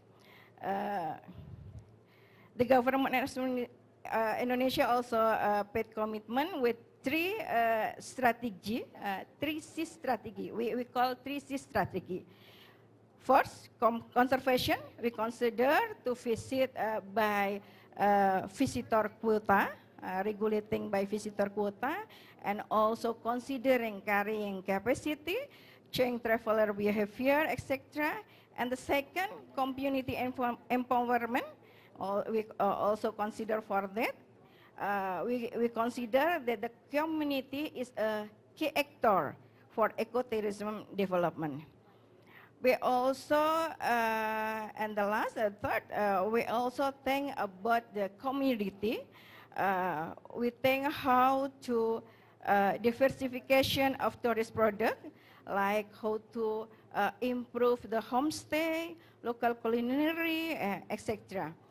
Indonesia also already has a master plan for period to 2018 to 2078 for 60 years on the development of national ecotourism in conservation area. But it still need to dissemination more, Pak Ari. we aware about that. Maybe still in our ministry not broad, not yet broad dissemination. Some best practices and experience of ecotourism in Indonesia is already shared by Pak Turnip, and tomorrow from Waikambas National Park also will presentation by Pak Kuswandono in tomorrow. In addition, Indonesia has also worked together, our partner in the site level, such as local NGO, community group, and university, to facilitate local communities in developing ecotourism in conservation area. Under the support the SGB by the SCB, 2 of our national park has assisted local community to develop some local products such as honey, palm sugar, eco-print handicraft, and other local food to be offered tourists in the buffer area of national park. To support this ecotourism promotion, our ministry also already developed a mobile application that you can search in the Play Store, namely Wisata Alam Indonesia. With that application, we can explore how Indonesia, what event will come soon, and also we can see how is the landscape, how is the attractive event, other. So please, you can download the application Wisata Alam Indonesia in Play Store and explore for the Indonesia experience. Thank you. Thank you very much, our distinguished guests from Indonesia. Let's give a big round of applause again. Thank you for coming all the way from Indonesia and sharing to us about your efforts in biodiversity conservation and environmental protection for ecotourism. Can we have a photo op with Dr. Lim, please? With our guests from Indonesia? Just one quick one. 1 minute. Please go ahead. This is a history in the making, so we really have, for our documentation purposes, we need to do it. And as a supporter from the ASEAN Biodiversity Center, Dr. Lim was also their ally and partner. Thank you very much. Big round of applause. So this finishes our biodiversity session. Now we have 2 more important talks and presentations about ecotourism, and you must not miss this. Please pay attention, even if you are still sleepy or something, or you're eating. Let us not miss this. And also, we will have another exciting day tomorrow of more learning, empowerment, knowledge, and of course, capacity building, because this is also helps you in our training. Right now, I'm very pleased and also happy to introduce also a staunch advocate in the Philippines. Hang on. My program from my cell phone is...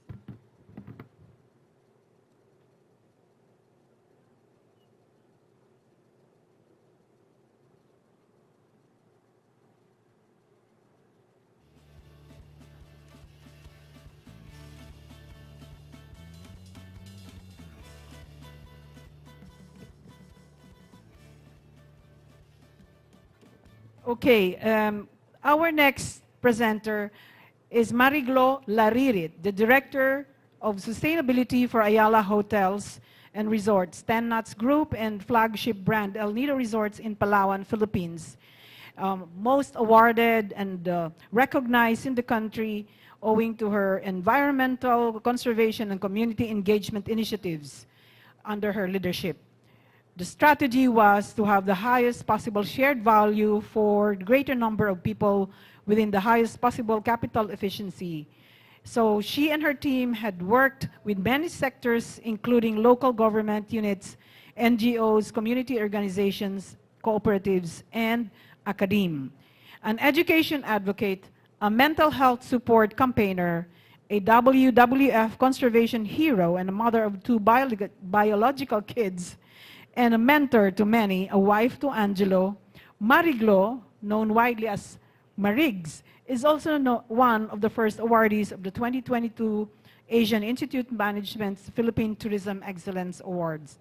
Please, ladies and gentlemen, let's give a big hand to Marigs.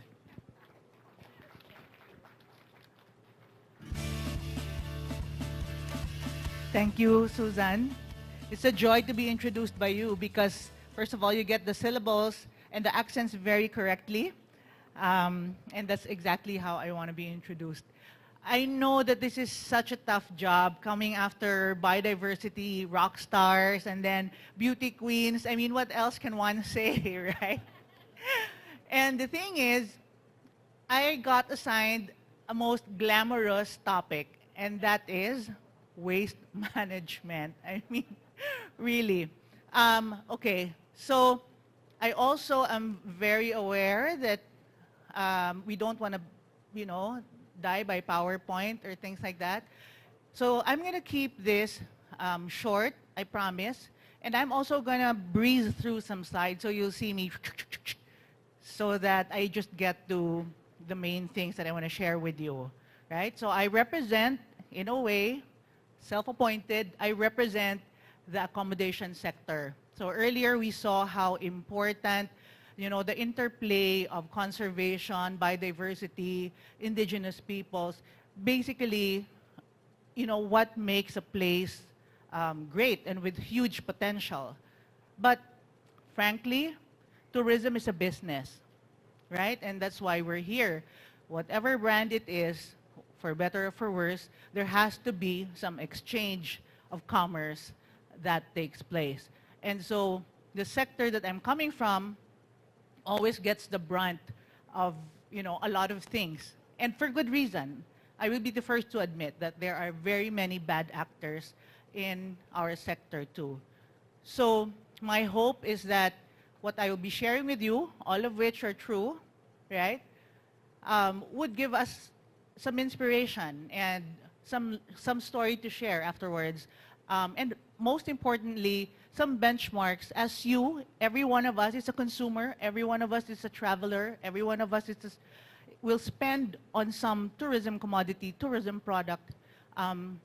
So each one of us would think about, okay, where will my hard-earned money go? Is this the accommodation that I want to spend my time in and my money in? Or is this a place that I would like to go to? Is this an activity that I would like to bring my children to? How do they take care of their garbage? So I'd like to share with you, I think this is all of 5 minutes that CNN Philippines made. The context of this is that we were coming back from the pandemic and they were wondering what happened to the players in the tourism industry. Did you all fold up? Did you all just send people home? What happened to you? So this is something that we are very proud to share with everyone.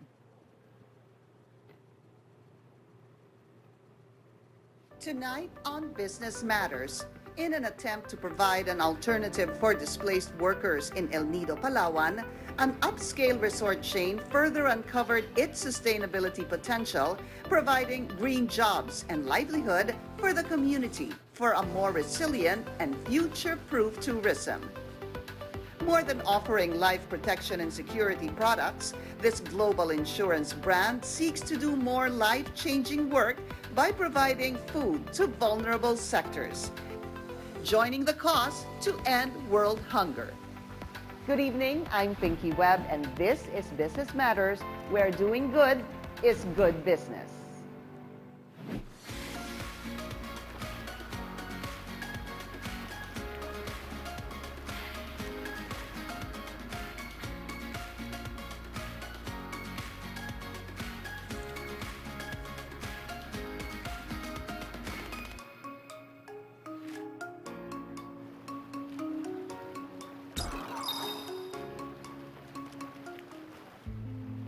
At the height of the pandemic, the country's tourism industry was among the sectors that were severely affected, causing millions of job losses in tourism-dependent provinces. In order to fulfill his responsibility to take care of his mother and 5 siblings, John Ray, a longtime resort worker in El Nido, Palawan, had to think of other ways to survive. Nag-try po ako to do the online selling, then naghanap po ako ng ibang mapagkikitaan para mapunuan yung pangangailangan namin sa araw-araw po. Baka magkaroon din po ako nakita ng kahit paano while waiting. Such is the same with Jomac, who used to work as a tour guide, but had to go back to fishing for an income stream when lockdowns were imposed. Naglalako ako ng isda. May mangrove tour kami dito. Binuo po kami ng Philippine Shell Foundation.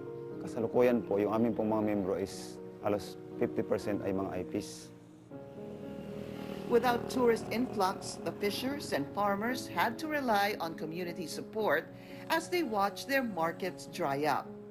Naapektuhan din talaga kami, ma'am, kasi siyempre nasanay kami na maraming turista. Nung pandemya po ay halos bumagsak lahat. Mga gulay namin halos wala na rin bumibili. Talagang malaking epekto sa barangay namin kasi karamihan doon sa amin walang hanap buhay. Kung walang talipapa, nagaikot-ikot pa sila sa mga bahay-bahay. Despite the challenges, fisher folks found hope in institutions that helped augment their needs and prepare them for a safe tourism restart. Gusto po nila ay maprotektahan din po talaga ang aming mangroves. So isa kami sa napili ng TNATS. Naggawa po sila ng mga plano para sa tour. Katulad po nito ng aming Dima Center. Gagawan po nila kami with CR po yan. Magkakaroon pa rin po ng floating restaurant. Yan po ang plano ng TNATS na pupunduhan po nila. Bilang grupo, hindi po kami nawalan ng pag-asa. Nilinis po namin yung aming center, nagbabakod po kami. Bayanihan lang po kami bawat isa ng aming grupo. Ang talipapa na po ito ang amin na-identify na isang malaking bagay na maitutulong po para po lalo pong umunlad yung mga nagtitinda po sa area na yun. Ito lang ang tatandaan natin, kailangan lang na pangalagaan natin at isa puso natin na kung sino man ang mga taong nakakatulong sa atin. Titignan natin na ito ay isang utang na loob. Malaking tulong talaga sa barangay namin yan, talipapa na yan. Ang Ayala, malaking tulong sa amin kasi yung cover court namin, sila din ang paggawa. Creating shared values is how a Palawan-based resort chain tried to respond to the needs of vulnerable sectors in these trying times. TENATS is a subsidiary of Ayala Land, and Ayala Foundation is a corporate social responsibility arm of the whole conglomerate. Dito sa El Nido, the program that they brought in is on sustainable livelihood. So when we decided to come together, ang whole intention is, while they do the business development, they wanted to do it side by side with the community development. With over 40 years of helping build communities and promoting environmental conservation in El Nido, this company sustains long-time projects that support the local economy. TENATS has been here for a long time, and that tells us a lot about, of course, its longevity, its commitment to the municipality where it operates, sustainability. Basically, it's staying alive as a business, as a company, and an integral part of that is how we relate to the host communities around us. When the pandemic hit, putting a stop to all tourism-related operations in El Nido, the company prioritized the people and the planet as it always does. From August 2020 till December 2020, we provided opportunities for our furloughed colleagues and some members of the community who were not necessarily part of TENATS to do an assorted group of green jobs like doing coastal cleanups, planting wildlings, and just enriching our marine turtle conservation network.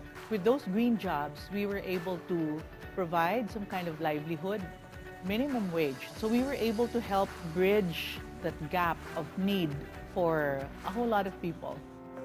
This includes launching a Buy Annie campaign and setting up Leo Elenque, an online platform that gathers farmers all over the area and gives them space to market their produce.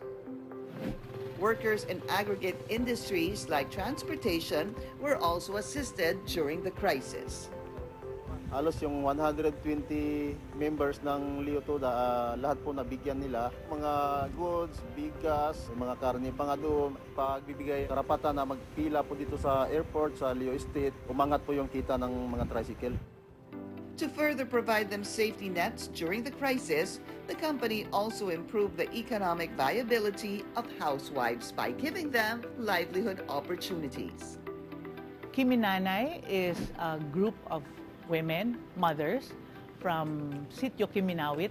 During the pandemic, they were running out of options, so we thought, okay, perhaps they could be taught how to make masks. We brought in trainers from Manila. We raised funds for them to be able to purchase sewing machines, and they churned out these masks, are given away to guests or sold to guests. The Sibaltan Women Weavers Association's projects was also helped greatly by a link with Ayala Malls. So, Ayala Foundation is very much part of that we're doing. They also tried to help with the Leo Toda because tricycle drivers, they were also very badly hit. Suddenly, wala nang turista to bring here and there. So there were also other opportunities for them provided by Ayala Foundation. And through these initiatives, the company not only helps communities cope with the crisis, but sustains these efforts as well for the resurgence of tourism in El Nido. I think that's one of the biggest legacies that this company is imparting with this community. If we want to keep any business in El Nido sustainable, it has to be integrated into how nature can be sustained, how nature can not be harmed, so that can continue.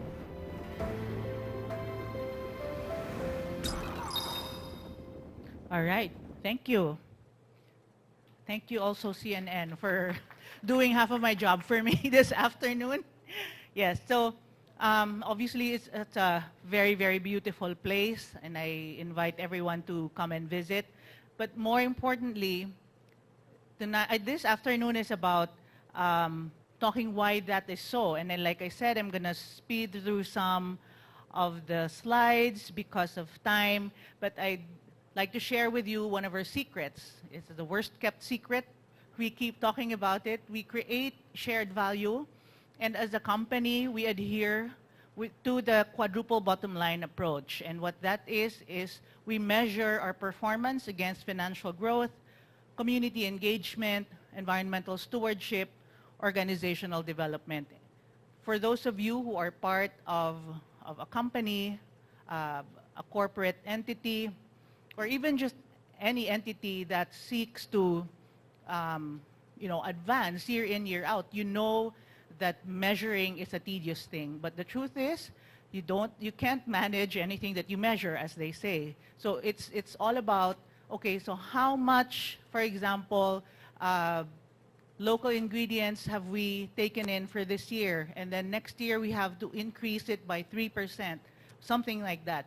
So that's how you translate your sentiments. Like, you want to do good. You want to practice some kind of sustainable tourism initiative. You want to go through ecotourism. But what does that mean? You know, how many people actually benefit from what they're trying to do? In our company, up to 90% of our staff are from El Nido or from its immediate vicinities, most of them locals, homegrown. And to be able to do that, to be able to stick to that commitment that no law actually imposed on us. This was something that my forebears in the company decided. We have to go as much as 90%. At some point in our history, we've been there 43 years now. At some point, if we can bring it even up to, I don't know, 95, 100, then we should go for that. So measuring is so important. Environmental stewardship. How many native tree saplings have we planted? How much of that came from pledges of guests who were so enamored by the place and felt that they should do something and dig into their pockets and leave something with us that would help us take care of these plants, of these native species? And organizational development. How many of our staff have been promoted over the past years? One of the most difficult and yet fulfilling things that happened to us over the pandemic was to find ways to keep the jobs of our staff alive.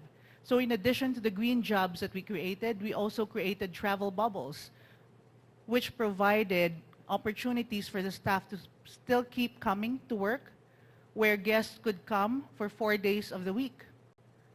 So I am also very aware that this is not something that all entities could do. But what we can do, and what so many other entities can do, think about whether that's the best that you can do or you can do even better year in year. Okay. So in all our properties and in all of our, sorry, I was going back actually. All right.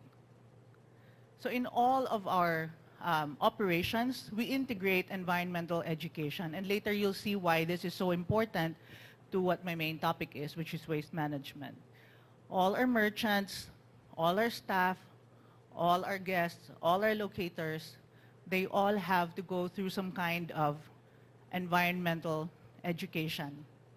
So what does that mean? There is briefing, there are opportunities for even guests to stay on, hang out at the bar, and listen to green conversations. We have green nights, pretty much like what Mr. Albert has also in Sucao. So you never know, in drunken stupor, what people can do, right? Maybe they decide to become more environment friendly. Who knows? It's always good to catch them when they're, unguarded, happy, inebriated. No, just joking. But so many things can happen, and you never really know what is transformed or what seeds you actually plant in people when they're on vacation. So keep on trying. We have what we call Be Green campaign, green standing for guard, respect, educate, El Nido. every staff who comes in, regardless of your rank, regardless of whatever it is that you're supposed to do, you go through a 5-session training program, and you have to pass exams. And if you flunk, you don't get kicked out of the company, you just have to take it again. I mean, the entire course, and then you take the exams again until you finally pass. And for that, we've been recognized several times because it puts everyone on the same page.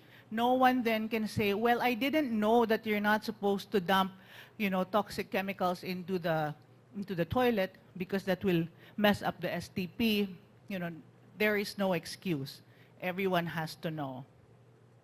Okay, so let's now get to waste management. So obviously, all of us are dealing with plastics problem one way or another. And I can tell you that that is infinitely more complicated when you operate any kind of accommodations or restaurants, anything that's that involves hospitality. And why? Because obviously safety, quality is of paramount concern. So our default is to make things disposable so that no one uses it again, right? So it is a problem. Our estate and all our resorts, we banned already a lot of single-use plastics. And it was not a walk in the park. It was a struggle. It was, a lot of discussions, which is a polite way for saying conflict, war with procurement, with finance, because in our country, unfortunately, and I don't know how it is in other ASEAN countries or other Asian countries, I'm hoping that it's easier there on you, but here it's so much more expensive to convert to non-plastic things. And then there's the maintenance of non-plastic items. We operate our resorts in forest. It's very humid. So you blink and molds start growing and all sorts of living things. Your spoon is an entire ecosystem or something like that. So it's very, very tempting to just shut your eye a bit and then reintegrate plastics into your value chain. But like I said, it's an ongoing and eternal discussion, and we're fine by that. And every day, all over the world, something comes up. Some genius develops, invents superior material that does not, that is aligned with your principles in phasing out harmful components in your value chain. And so you look for that. You're constantly seeking for those things. We also were so serious about it because we realized there were more and more establishments opening in El Nido, and we couldn't just ban it ourselves and then allow everyone else to do whatever they want. Obviously, that would be absurd. So we got the airline, which is a sister company, to announce before landing that El Nido has a municipal ordinance that does not allow single-use plastics, especially water bottles, which again is a struggle with other vendors in town. But I'm not here to tell you a fairy tale. I'm here to tell you real life. And real life is not easy. And real life is constant debates, dialogues, and so on, until hopefully, we move that mountain a little bit more and win some more, right? Okay, so this one, segregation, it's so simple, and yet not really. It's such a struggle to get people to segregate, right? But still, you keep at it. Make sure that those signs are up, make sure that those bins are there and ready and always being managed. We have a partnership with Green Ants, which is a company that integrates plastics. Okay, so I'll be the first to say it doesn't make plastics disappear, right? It's still there. It's just sequestered a little bit longer because it's integrated into building materials, like in this case, bricks. So it's broken down into smaller pieces, integrated, and these bricks go back to the places where that garbage was probably derived, which is in the public's area, in the restaurants, and they're part of the BRICS. Okay, so this is our flow chart. Okay, anyway, so biodegradable goes to two farms. The Kalawili farm, which is run by a community, a group of community members that raise black soldier flies, right? I'm sure you've heard of that. So they feed food waste into the flies, and the larvae, which are fat and squishy, get fed to chickens. Okay? And then we also have our own composting facility that goes into our own farm, and where we grow lettuce, vegetables, etc. And that vegetables, they all go to the resorts. So I'm sure you're very familiar with the circular economy. Now, as for the recyclables, there are local recyclers that could make money out of that, but also some are sent to the green ants to make pavers, and a very, very small percentage to the municipal landfill. Now, we've been thinking about this, talking about this, and this is where I will have to admit that being part of a conglomerate that is serious about its sustainability journey is truly an advantage, because yesterday I was in a meeting with companies called Waste and Resource Management, or WARM, and the other one is Integrated Waste Management. And these two companies are into investing in technologies that would address problems like hazardous waste, medical waste, which the country has a lot of, obviously, after the pandemic. You have masks, you have vials of COVID vaccines and all that. So all of that now are part and parcel of the landfills all over the country. So these companies that I mentioned, they are heavily into investing in technologies that will address that problem by treating it, gasifying it, and whatever it is that's obviously allowed by law. So our goal is to eventually reach out to the local government of El Nido and see how we can help them, because it is truly a problem of the municipality. Yun, ma'am. And I'll ask help from Ma'am Mundita to convince the mayor to adapt the technology, right? Yeah, so again, it sounds like a very simple story, and you have nice photos in front, but the reality is that it's really going to be very difficult again. But, you know, you gotta do it. Okay, so we're also slowly converting to renewable energy sources. At the moment, it's a drop in the bucket of energy needs, but again, it's a start. We also manage our sewage in all our operations. We have sewage treatment plants that ensure that we do not dump sewage into any body of water or even the land around us. Okay? We are committed to maintaining carbon forests. This is part of our commitment to sequestering our carbon emission. So these are forests that will not be touched ever. If any touching is going to happen, it's only to, in fact, improve it if it's even possible. Okay? So I mentioned earlier tree planting. So you count how many trees you've planted. You don't just plant at any time of the year. You make sure that they grow. And so we also monitor their growth, and we share the report to our guests who decided to do that. Now, you saw these guys earlier in the video as part of our community engagement. Yep.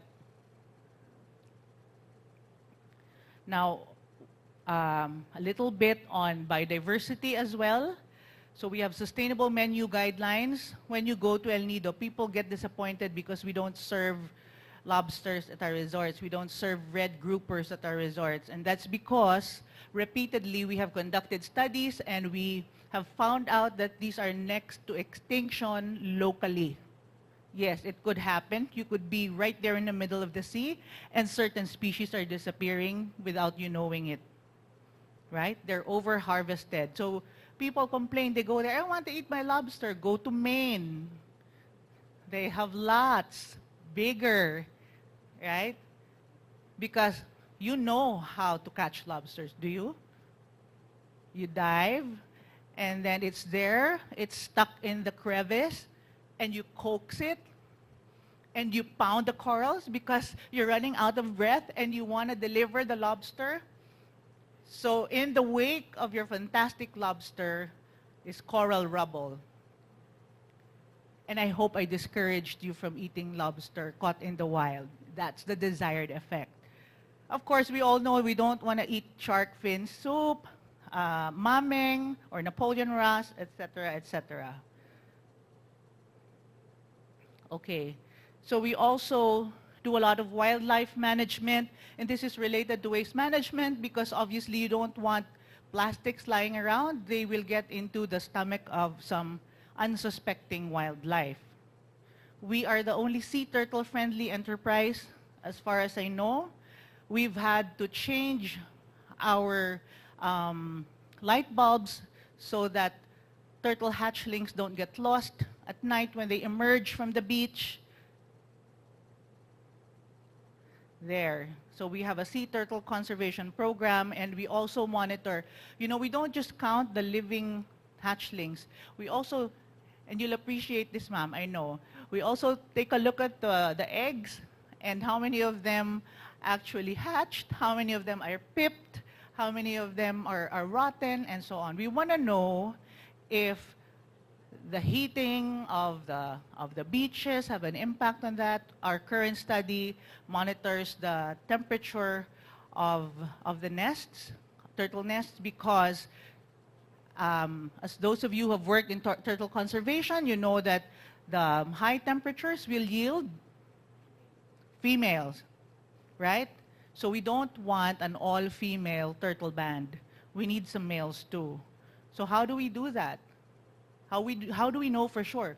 We monitor the temperature day in and day out. Come to El Nido and find out how we do that. Okay. Yep.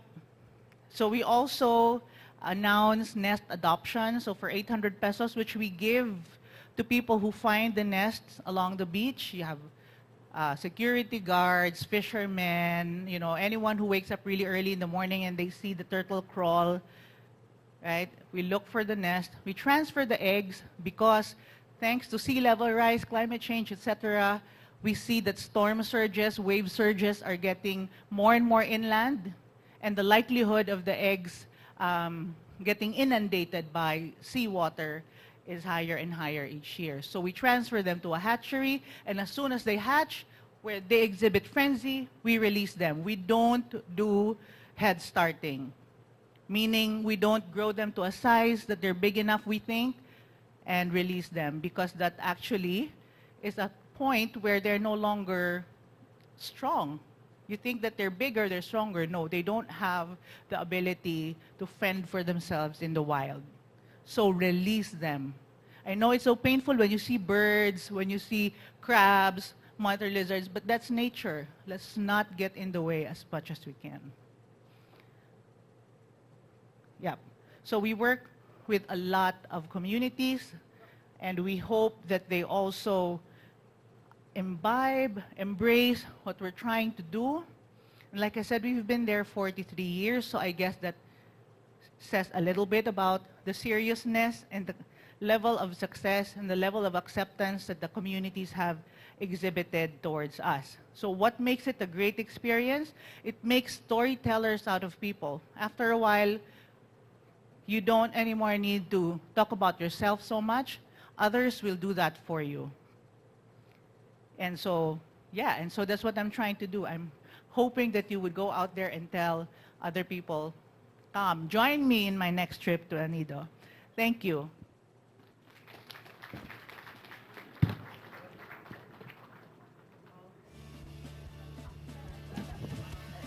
Thank you very much, Marigs. What? They will all go to El Nido because of that last picture. Me too. Na-insecure naman ako. Diyos ko. Kaloka. Diyos ko. Anyway, let's not get distracted by the bikini and the Mr. Earth. Last but not the least, uy, ang aking prompter. Na-distract tuloy ako ng mga Mr. and Miss El Nido. Very, very important and last of our ecotourism talks series for this afternoon. But before I introduce our last but not the least speaker, please come tomorrow for another learning and building of your knowledge about ecotourism, management, development, stewardship, conservation, and operations, etc. So without further ado, I would like to introduce Undersecretary T.J. Batan, who had been working in the Philippine Transportation Department for 7 years. First, as a Senior Project Development Officer in 2015, working in several maritime, airport development, port modernization, and other mass transit projects, until he was eventually appointed as an Assistant Secretary for Rail in 2017, the Undersecretary for Railways in 2018, and as Undersecretary for Planning and Project Development in 2022. This subject is actually also very critical and essential for ecotourism because we want to adopt sustainable transport for ecotourism. We don't want gas emissions all over to fight climate change. That's why we cannot take for granted about transportation in ecotourism. So the Undersecretary for Railways has led the sector in implementing decades-delayed rail projects, expanding the rail network from 77 kilometers to 1,203 kilometers, and awarded rail contracts securing financing worth 1.5 billion pesos in official development assistance of the MRT and the Metro Manila Metro Rail backbone back to design condition in record time. He has been pivotal in the fulfillment of the national government's promise of building the dream railway network for the Philippines, and is currently heading the DOTR push towards build better, more under the current administration. Ladies and gentlemen, please welcome Undersecretary for Planning and Project Development of Department of Transportation, Undersecretary T.J. Batan.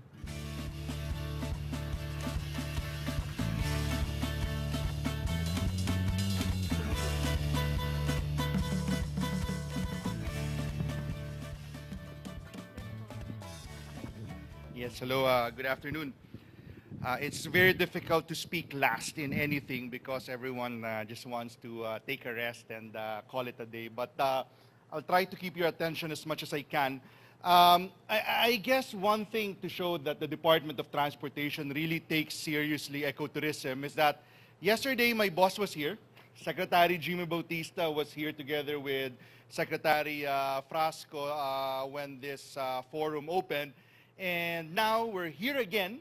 So I'm not sure if any other executive agency has spoken back-to-back for this forum.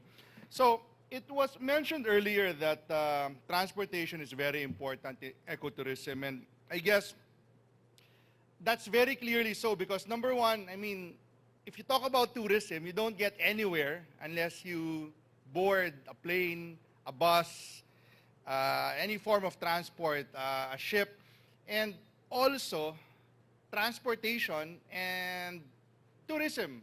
Both of them have quite substantial impacts to the environment. So let me share with you some of our work in that field. Okay, next slide. First on tourism, in 2021, 5.2% of our GDP was accounted for by our tourism sector. That sounds big, but frankly, pre-pandemic in 2019, the number was 12.9%, 13%. Imagine 13% of everything that's manufactured, that's produced in our country is related to tourism. So many numbers here, I'll just focus on the red boxes. Another very relevant number is 4.9 million. 4.9 million people out of our 110 million population works in the tourism industry. That translates to roughly 11 out of 100 Filipinos working in this sector. But in the lower right hand of this slide, you would see also the environmental impact of tourism. The tourism sector in the Philippines accounts for 3,049 kilotons of oil equivalent and 3,800 gigagrams of carbon dioxide emission. Now, these numbers look big, but if you look at the next slide, those numbers are actually relatively small. Because at this time, based on a 2021 tourism index, the Philippines ranked, unfortunately, 75th out of 117 countries surveyed, putting us behind our regional neighbors from Indonesia, from Thailand, and from Malaysia. One of the reasons for that is, so we're trying to tie together tourism, transport, environment. One reason for that is because of the state of our transportation. And one of the things that we always say with transportation is that an insufficient transportation system costs us all time and money and resources. How much? Because sometimes when you say something costs you, vague, right? So we try to put numbers into it. We did our last transportation study in 2017 to 2019, and just in Metro Manila alone, the economic cost of traffic congestion is a total of 1.3 trillion per year. Now again, that sounds big, but to give you an idea on how big that really is, that is equivalent to 8% of our GDP. What was transport earlier? 2021, transport was 5%. Right? Just because of traffic in Metro Manila, we lose 8%. Imagine, we lose more to traffic in Metro Manila than the entire productivity of the tourist sector. That 1.3 trillion per year is also equivalent to more than twice the total foreign direct investment in 2019. The numbers are 2019 because we're still in the pandemic. We use pre-pandemic numbers. It's 10% or 7% of the total market capitalization in the Philippine Stock Exchange. Now, if those numbers seem a little off or not relatable, in terms of social welfare, that number is equivalent to more than 1 million public school classrooms, more than 2,100 provincial hospitals, and more than 4 million hectares of irrigated land. So think about how much is all of this transportation problem costing us. Those are the numbers. But again, next slide, we go back to the environment. The third largest contributor to our greenhouse gas emissions is transportation. Top one is energy, because our energy mix is still largely coal, largely dirty energy, but we are number 3. Top 2 is agriculture. Top 1, that's for the Philippines. Now, that is important to note because sometimes when we talk about GHG emissions, the environment, it sounds so far away until it hits us back. And right now, based on a 2021 climate change index, climate risk index, we are 4th out of 180 countries exposed to the risks of climate change. We are only behind Haiti, number 3, Myanmar, number 2, Puerto Rico, number 1. Now, why is that relevant? Because from climate changes, we see at the bottom left, a 1.8 to 2.2 degree increase in global average temperatures by 2050 means that we will get wetter seasons, drier seasons, increased incidence of extreme weather events, and up to half-meter increase in sea levels. We're already seeing that. Upper right hand of the screen, we are as of 2022, the most vulnerable to disaster risk in the whole world. Out of 193 countries, that's a mathematical formula. That's the square root of our level of exposure plus our level of vulnerability. Based on this 2022 World Index, we are currently the most vulnerable country to natural disasters. And that's why it's very important, number one, to ensure that as we promote tourism, again, it's very important, it's a big part of our economy, we have to be mindful of its sustainability repercussions. And also, from a transportation perspective, we have to make sure that as we solve our transportation problem, we try to hit two birds with one stone. We solve our transportation problem while at the same time transitioning into a transportation system that will have lesser impact to our environment. Actually, not just two birds with one stone, three birds with one stone. So as we do all of these things, we promote ecotourism, we promote a cleaner, greener environment, and we solve our transportation problems. So, next slide. So, that's where we are. Gloomy. But again, if that was not the case, then we would all know. This job wouldn't be as challenging and as exciting as it is. So, how are we responding? As we all know, our president has made this directive very clear to build better, more. Our Secretary Bautista, has articulated this to mean that we are elevating Philippine transportation to global standards that is comfortable, accessible, safe, and affordable. So in our Philippine Development Plan, which is our medium-term, 6-year medium-term development plan. The current is 2023 to 2028. It's very clear that one of our initiatives is to develop a sustainable, a resilient, modernized infrastructure system. Next slide. Next slide.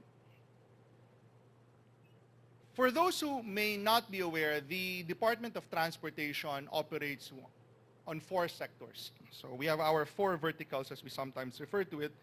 Number 1, we have our aviation and airports.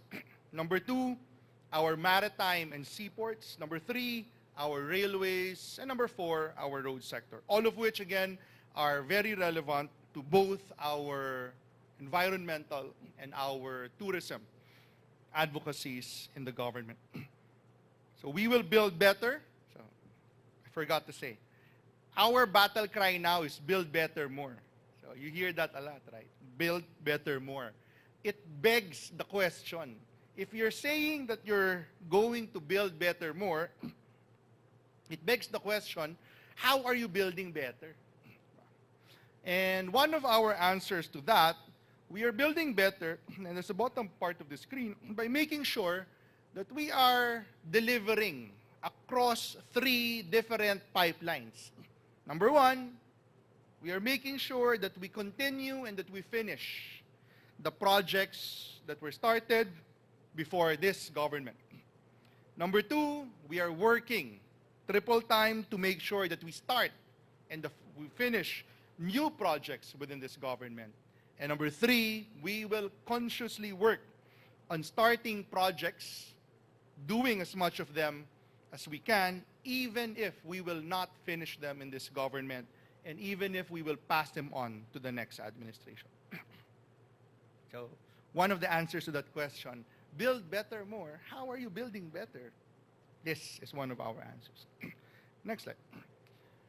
As I mentioned earlier, working on transportation, reduction of our transport emissions, reduction of the environmental impact of our tourism activities are a co-benefit to improving transportation. So again, 3 birds with 1 stone. Next slide.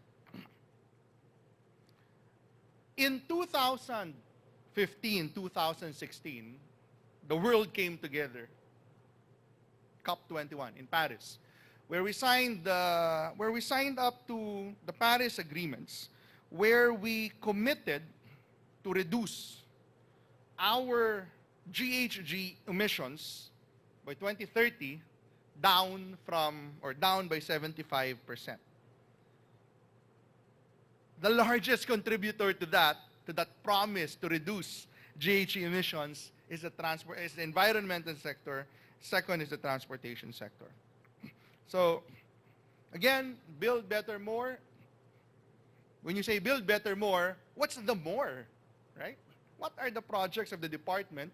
What are the transportation projects of the DOTR that we hope will contribute to improving our tourism, improving our environmental impact? And one of the ways to answer that question is by, next slide, looking at our pipeline of projects through the lens of the project life cycle.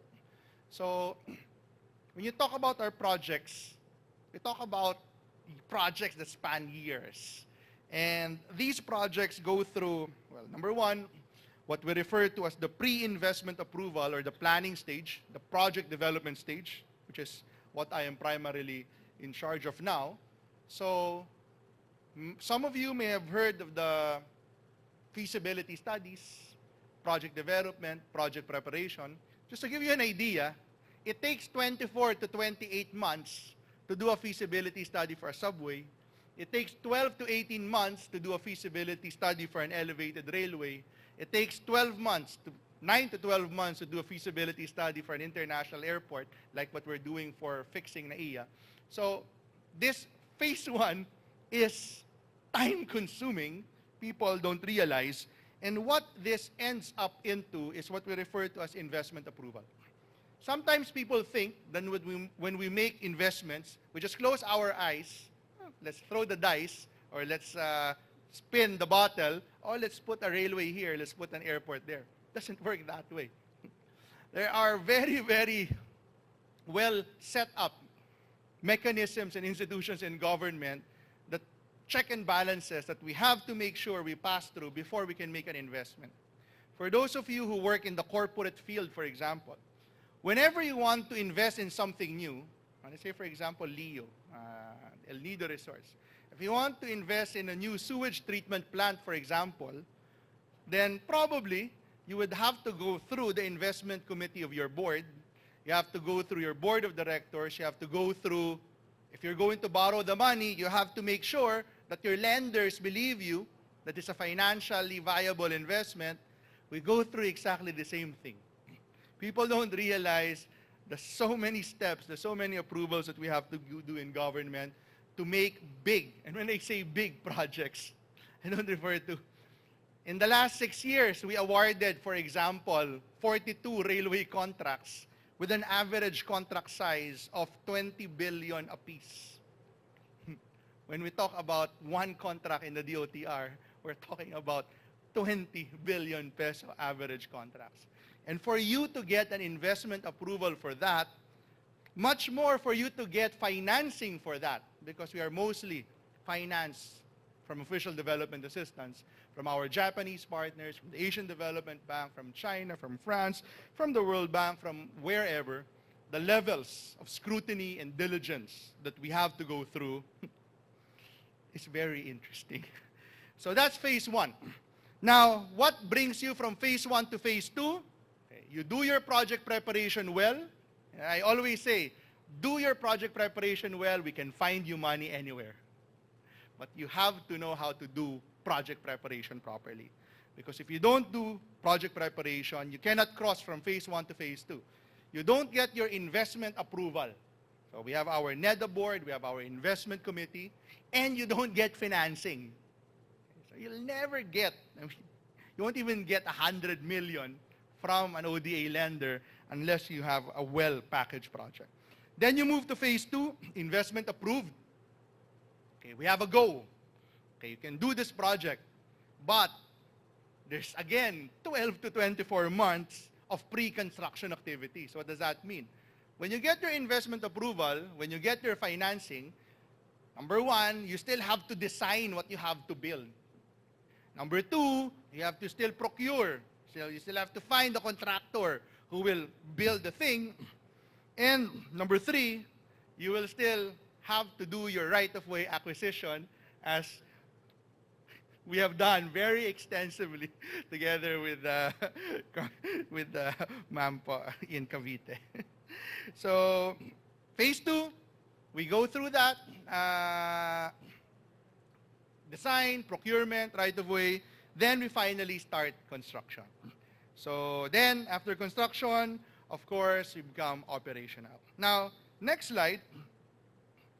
I will not go through all of this, but essentially, this is just to give you an idea that across all of our sectors, nawala yung aviation. But this one, for example, is our maritime sector. Next slide. This is our railway sector. Next slide. And this is our road sector. So these are all of the projects in our pipeline, put according to where they are in our life cycle. Next slide.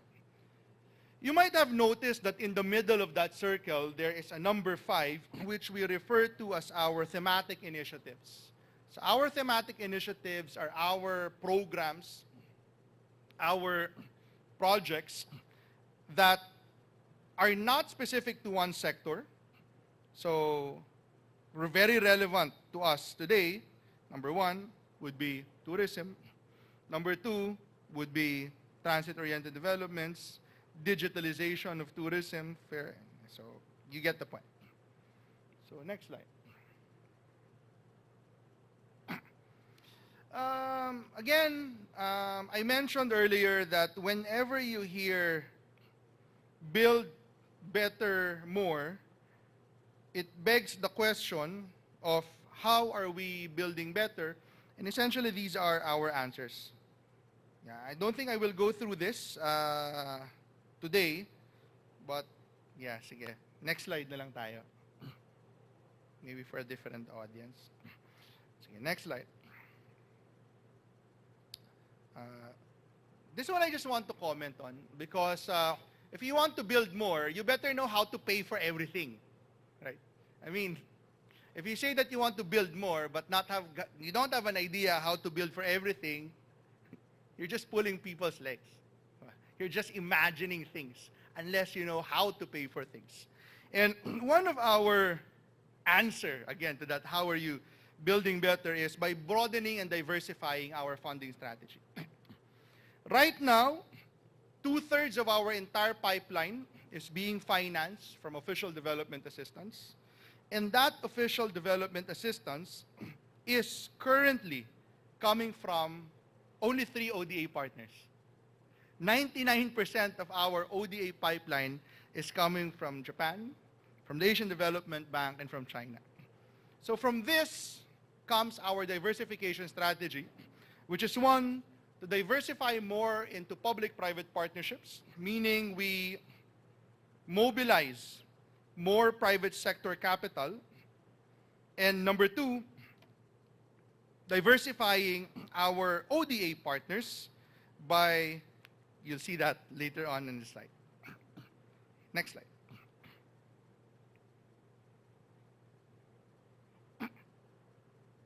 Interesting story about the department. In 2016, the department only had a 43 billion peso budget project. And we accounted for only 1% of the entire national government's budget. In 2023, our total program and unprogrammed budget adds up to 483 billion pesos. We have grown from being 1% of the national government budget to now 9% of the national government budget. And currently, more than 90% of that is being utilized for our ongoing rail projects. What is that graph on the screen? What you see on the screen is, number 1, we are projecting that we will maintain our we are maintaining our 9% share of the national government budget. Since our economy is projected to grow at 8% per annum in the medium term, we assume that the national government will also grow at 8% per annum. So we assume that our 483 billion will grow at 8% per annum up to 2028. But our ongoing projects will of course get completed at one point. Again, they are almost entirely ongoing. And that will start happening in 2025 to 2026. So if our ongoing projects will start wrapping down, meaning it will start not requiring as much money, then what will we use our budget for? Right? Kong Lani will transfer it elsewhere if we have no projects to use it for. So the challenge is if the DOTR wants to defend and to maintain its 9% share of the national government budget up to 2028, we have to make sure that now we are working on preparing, cooking our new projects. Remember, it takes 2 to 3 years to prepare a project well. So when money, when budget, when fiscal room becomes available in 2026, 2027, 2028, we have to be ready. Now, how much are we readying for? That's the green bar of that graph. We are preparing to absorb roughly 1.9 trillion pesos of uncommitted fiscal space between 2025 to 2028. So hopefully, come 2028, we are still able to say that we are ending this term with at least where we started, with a 9% share of the national government budget. Next slide. Next slide. I mentioned earlier that we are diversifying not just into public-private partnerships, but we are also diversifying our bilateral and multilateral relationships. On top of this slide, you would see our current partnerships.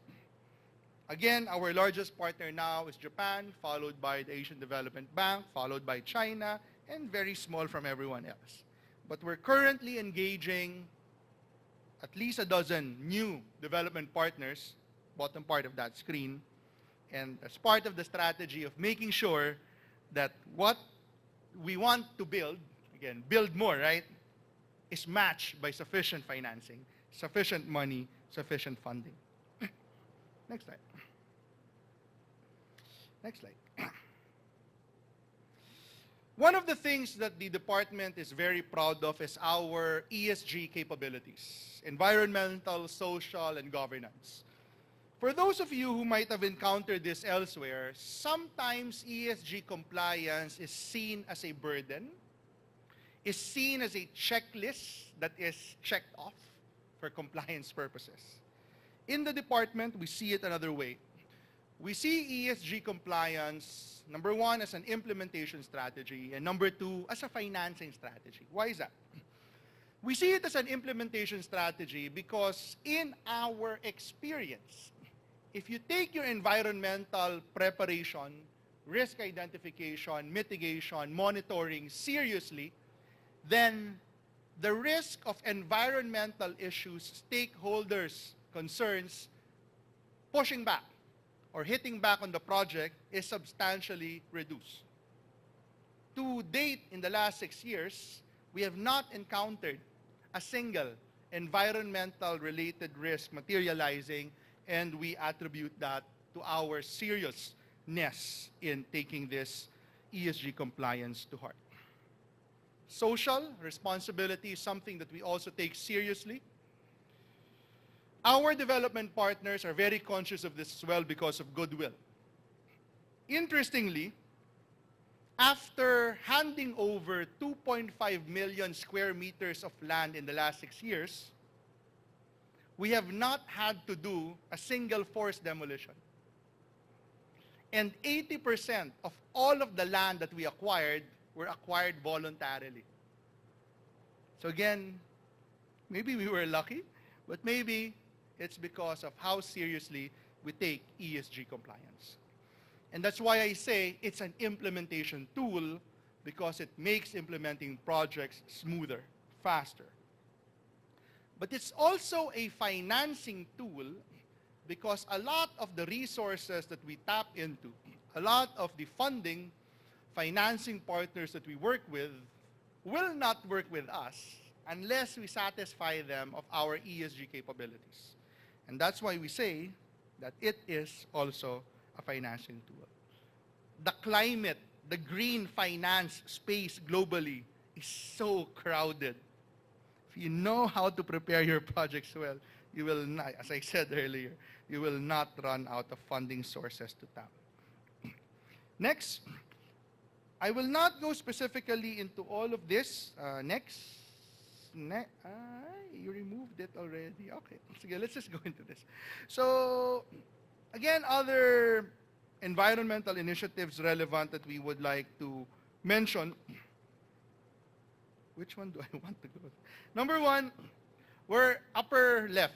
Okay, upper left, we're working on improving our GHG inventory. Because we always say that we do all of these environmental interventions from our resorts to our transport to our energy sector, but unless we baseline our GHG emissions properly, we're just kidding ourselves. So we're trying to measure all of this better. Again, if you don't know how to measure things, if you cannot measure something, you cannot manage it. Yeah, maybe that's the last. Okay, so next slide. Again, in our president's sauna last July, he made this really clear statement, directive, in fact, not statement, directive to the DOTR. The president said that we should build better more, but we should also do it with full speed ahead. So thank you very much, and I hope we were able to share our transport initiatives and 3 birds with 1 stone. Thank you.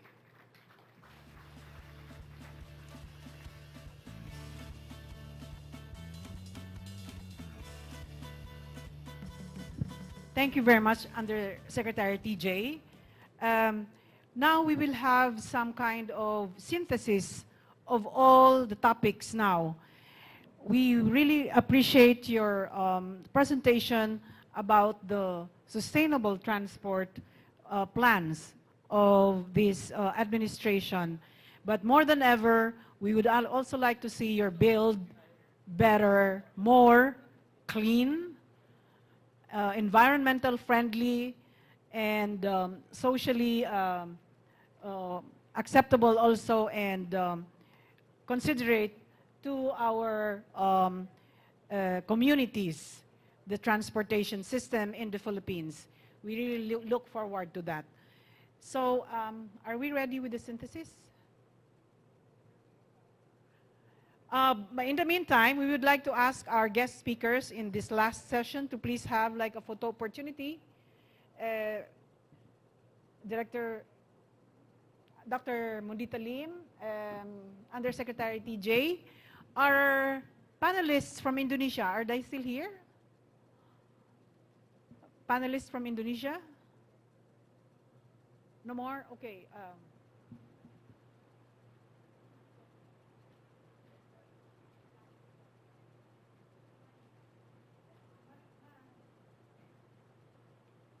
Ms. Mariggs, are you still here? Ms. Mariggs?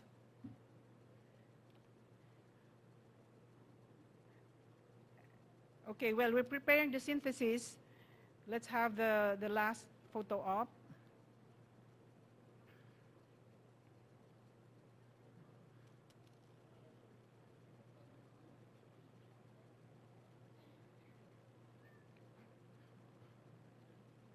Unfortunately, our Miss Earth beauties left already, so it's just our shorties left here. But we would also like to commend the presence of Congressman Lani Mercado, who stayed all day with us today. This is really a show of governance, you know, the political will. As I always say also in the past 12 years that I have been doing the sustainability advocacy and training and education and capacity building, we know the problems, we know the solutions. The issue is the political will, right? So, in that case, we are also so happy that, you know, in our midst here, learning about everything with us, the Congresswoman is here, and I hope that you'll stay the whole tomorrow. And by the way, there on April 1, we still also have the Asian Ecotourism Network learning ourselves. It's our sharing of the good practices within our 20 country members. So please stay on also if you want to really learn more, because this is a very unique opportunity for us to learn and build capacities and share, and also implement replicable models of sustainable ecotourism. The stage is ours. Photo ops.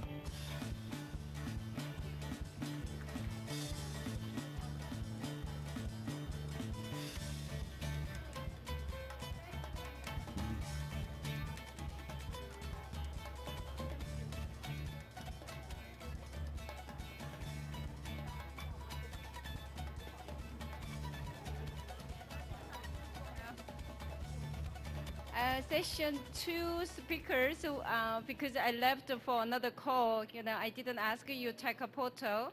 So session 2 speakers, could you come out to take a photo together? The Boboy, Ari, the Rodel, and then Marie, the Grace. Oh, she left? Oh, no, she's yeah, she's there. The Marie Grace.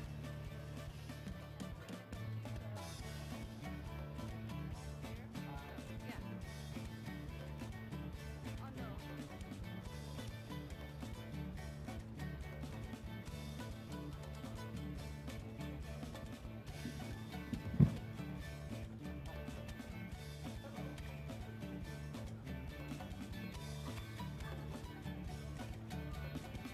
Okay. While they're setting up for a photo shoot of the previous group, I would like to invite Ms. Corazon de Jesus Jr., a program specialist from ASEAN Biodiversity Center.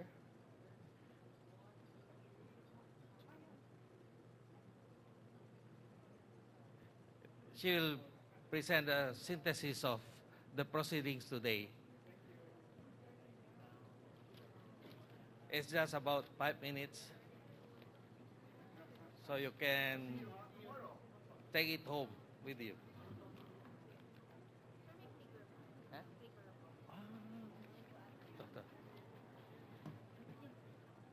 Okay, exercise by clapping your hands.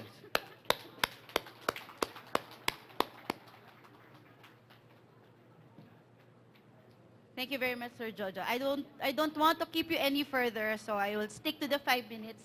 Can you just please, it's just one slide, but I hope I would be able to capture. Where do I point this, sir? Okay. Okay. This, in one brief slide, is what we all heard today. The first session sets the stage for the whole forum, from the roots and history of ecotourism and how in the 1990s, the different countries started embarking on ecotourism and integrating it in national plans and strategies, The Philippines National Ecotourism Strategic Action Plan is one such national plan with the 2023 to 2028 plan, which was formulated post-pandemic, envisioning Philippine tourism anchored on Filipino culture, heritage, and identity, with the key elements of sustainability, resiliency, and competitiveness, transforming the Philippines into a tourism powerhouse in Asia. Even with well laid out plans, carrying capacity in ecotourism sites is always a concern, and recommendations were provided on how to address this, such as maintaining tourism capacity and development of new tourist destinations. Terminology surrounding ecotourism are anchored on sustainability and poses challenges and opportunities for all of us as we get involved in one way or another. The second session focused on the linkages between natural and cultural heritage and how this richness and diversity can be leveraged in ecotourism while making sure that the communities are the ones who will profit most from these. From culinary tourism, culture, indigenous peoples and communities, and more, this session dives further into the color added by culture and community diversity as it connects and often is founded within nature.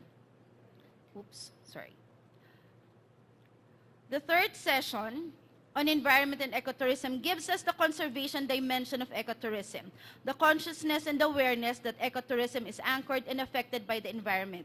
Biodiversity loss leads to vulnerability to climate change impacts. Without biodiversity, these ecotourism products will be lost, and there will be a decline in revenue if we do not work this out. Our Miss Earth Queens gave very good insights into their own advocacies, and our Indonesian panelists gave concrete actions on how, from site level in protected areas to national actions, they are involving communities in promoting conservation through ecotourism and sustainable livelihoods. Waste management and transportation clearly impact the environment, and the basic good practices of segregation, eco-friendly materials, and modernization of transportation to reduce emissions are highlighted. However, along the way to be the ideal situation for ecotourism incorporating these plans, the initiatives of the private and public sector should be applauded and encouraged. I would like to conclude that Mr. Boboy Costa's presentation, while having focused on culinary tourism, actually captured in 4 words the entire ecotourism forum, which he said is the acid test of ecotourism: conservation, community, culture, and commerce. Another word would strengthen this further: connectedness. Everything about ecotourism is connected, and it remains a challenge for all to ensure that we remain connected. Thank you very much, and have a nice night.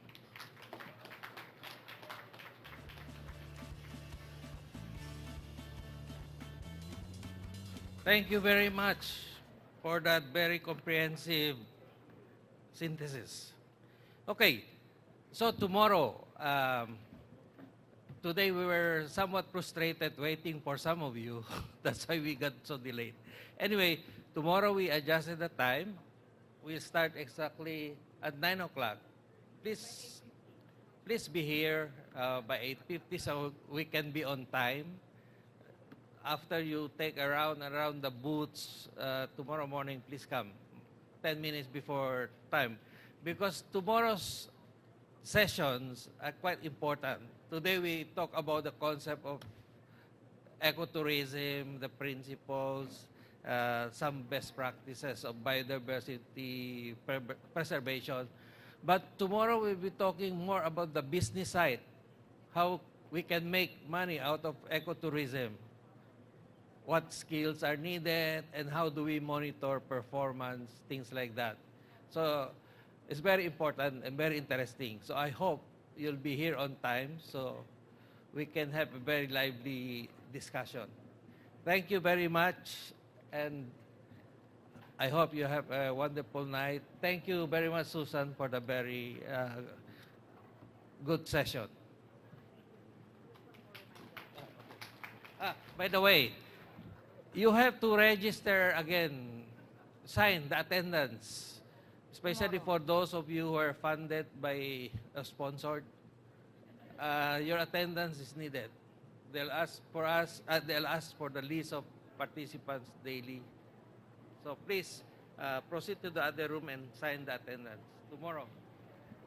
Just a gentle, for tomorrow morning, yes. for tomorrow. Just a gentle reminder, remember that we are a green travel forum, so let us take all our garbage, please. Let us be the example, and let us be the change that we want to see in the world. So please, don't leave anything behind. Let's keep our forum hall clean. If you can kindly bring all the garbage, all your cups, and dispose of them, because we want to maintain the clean and green atmosphere of this IETM. Thank you very much.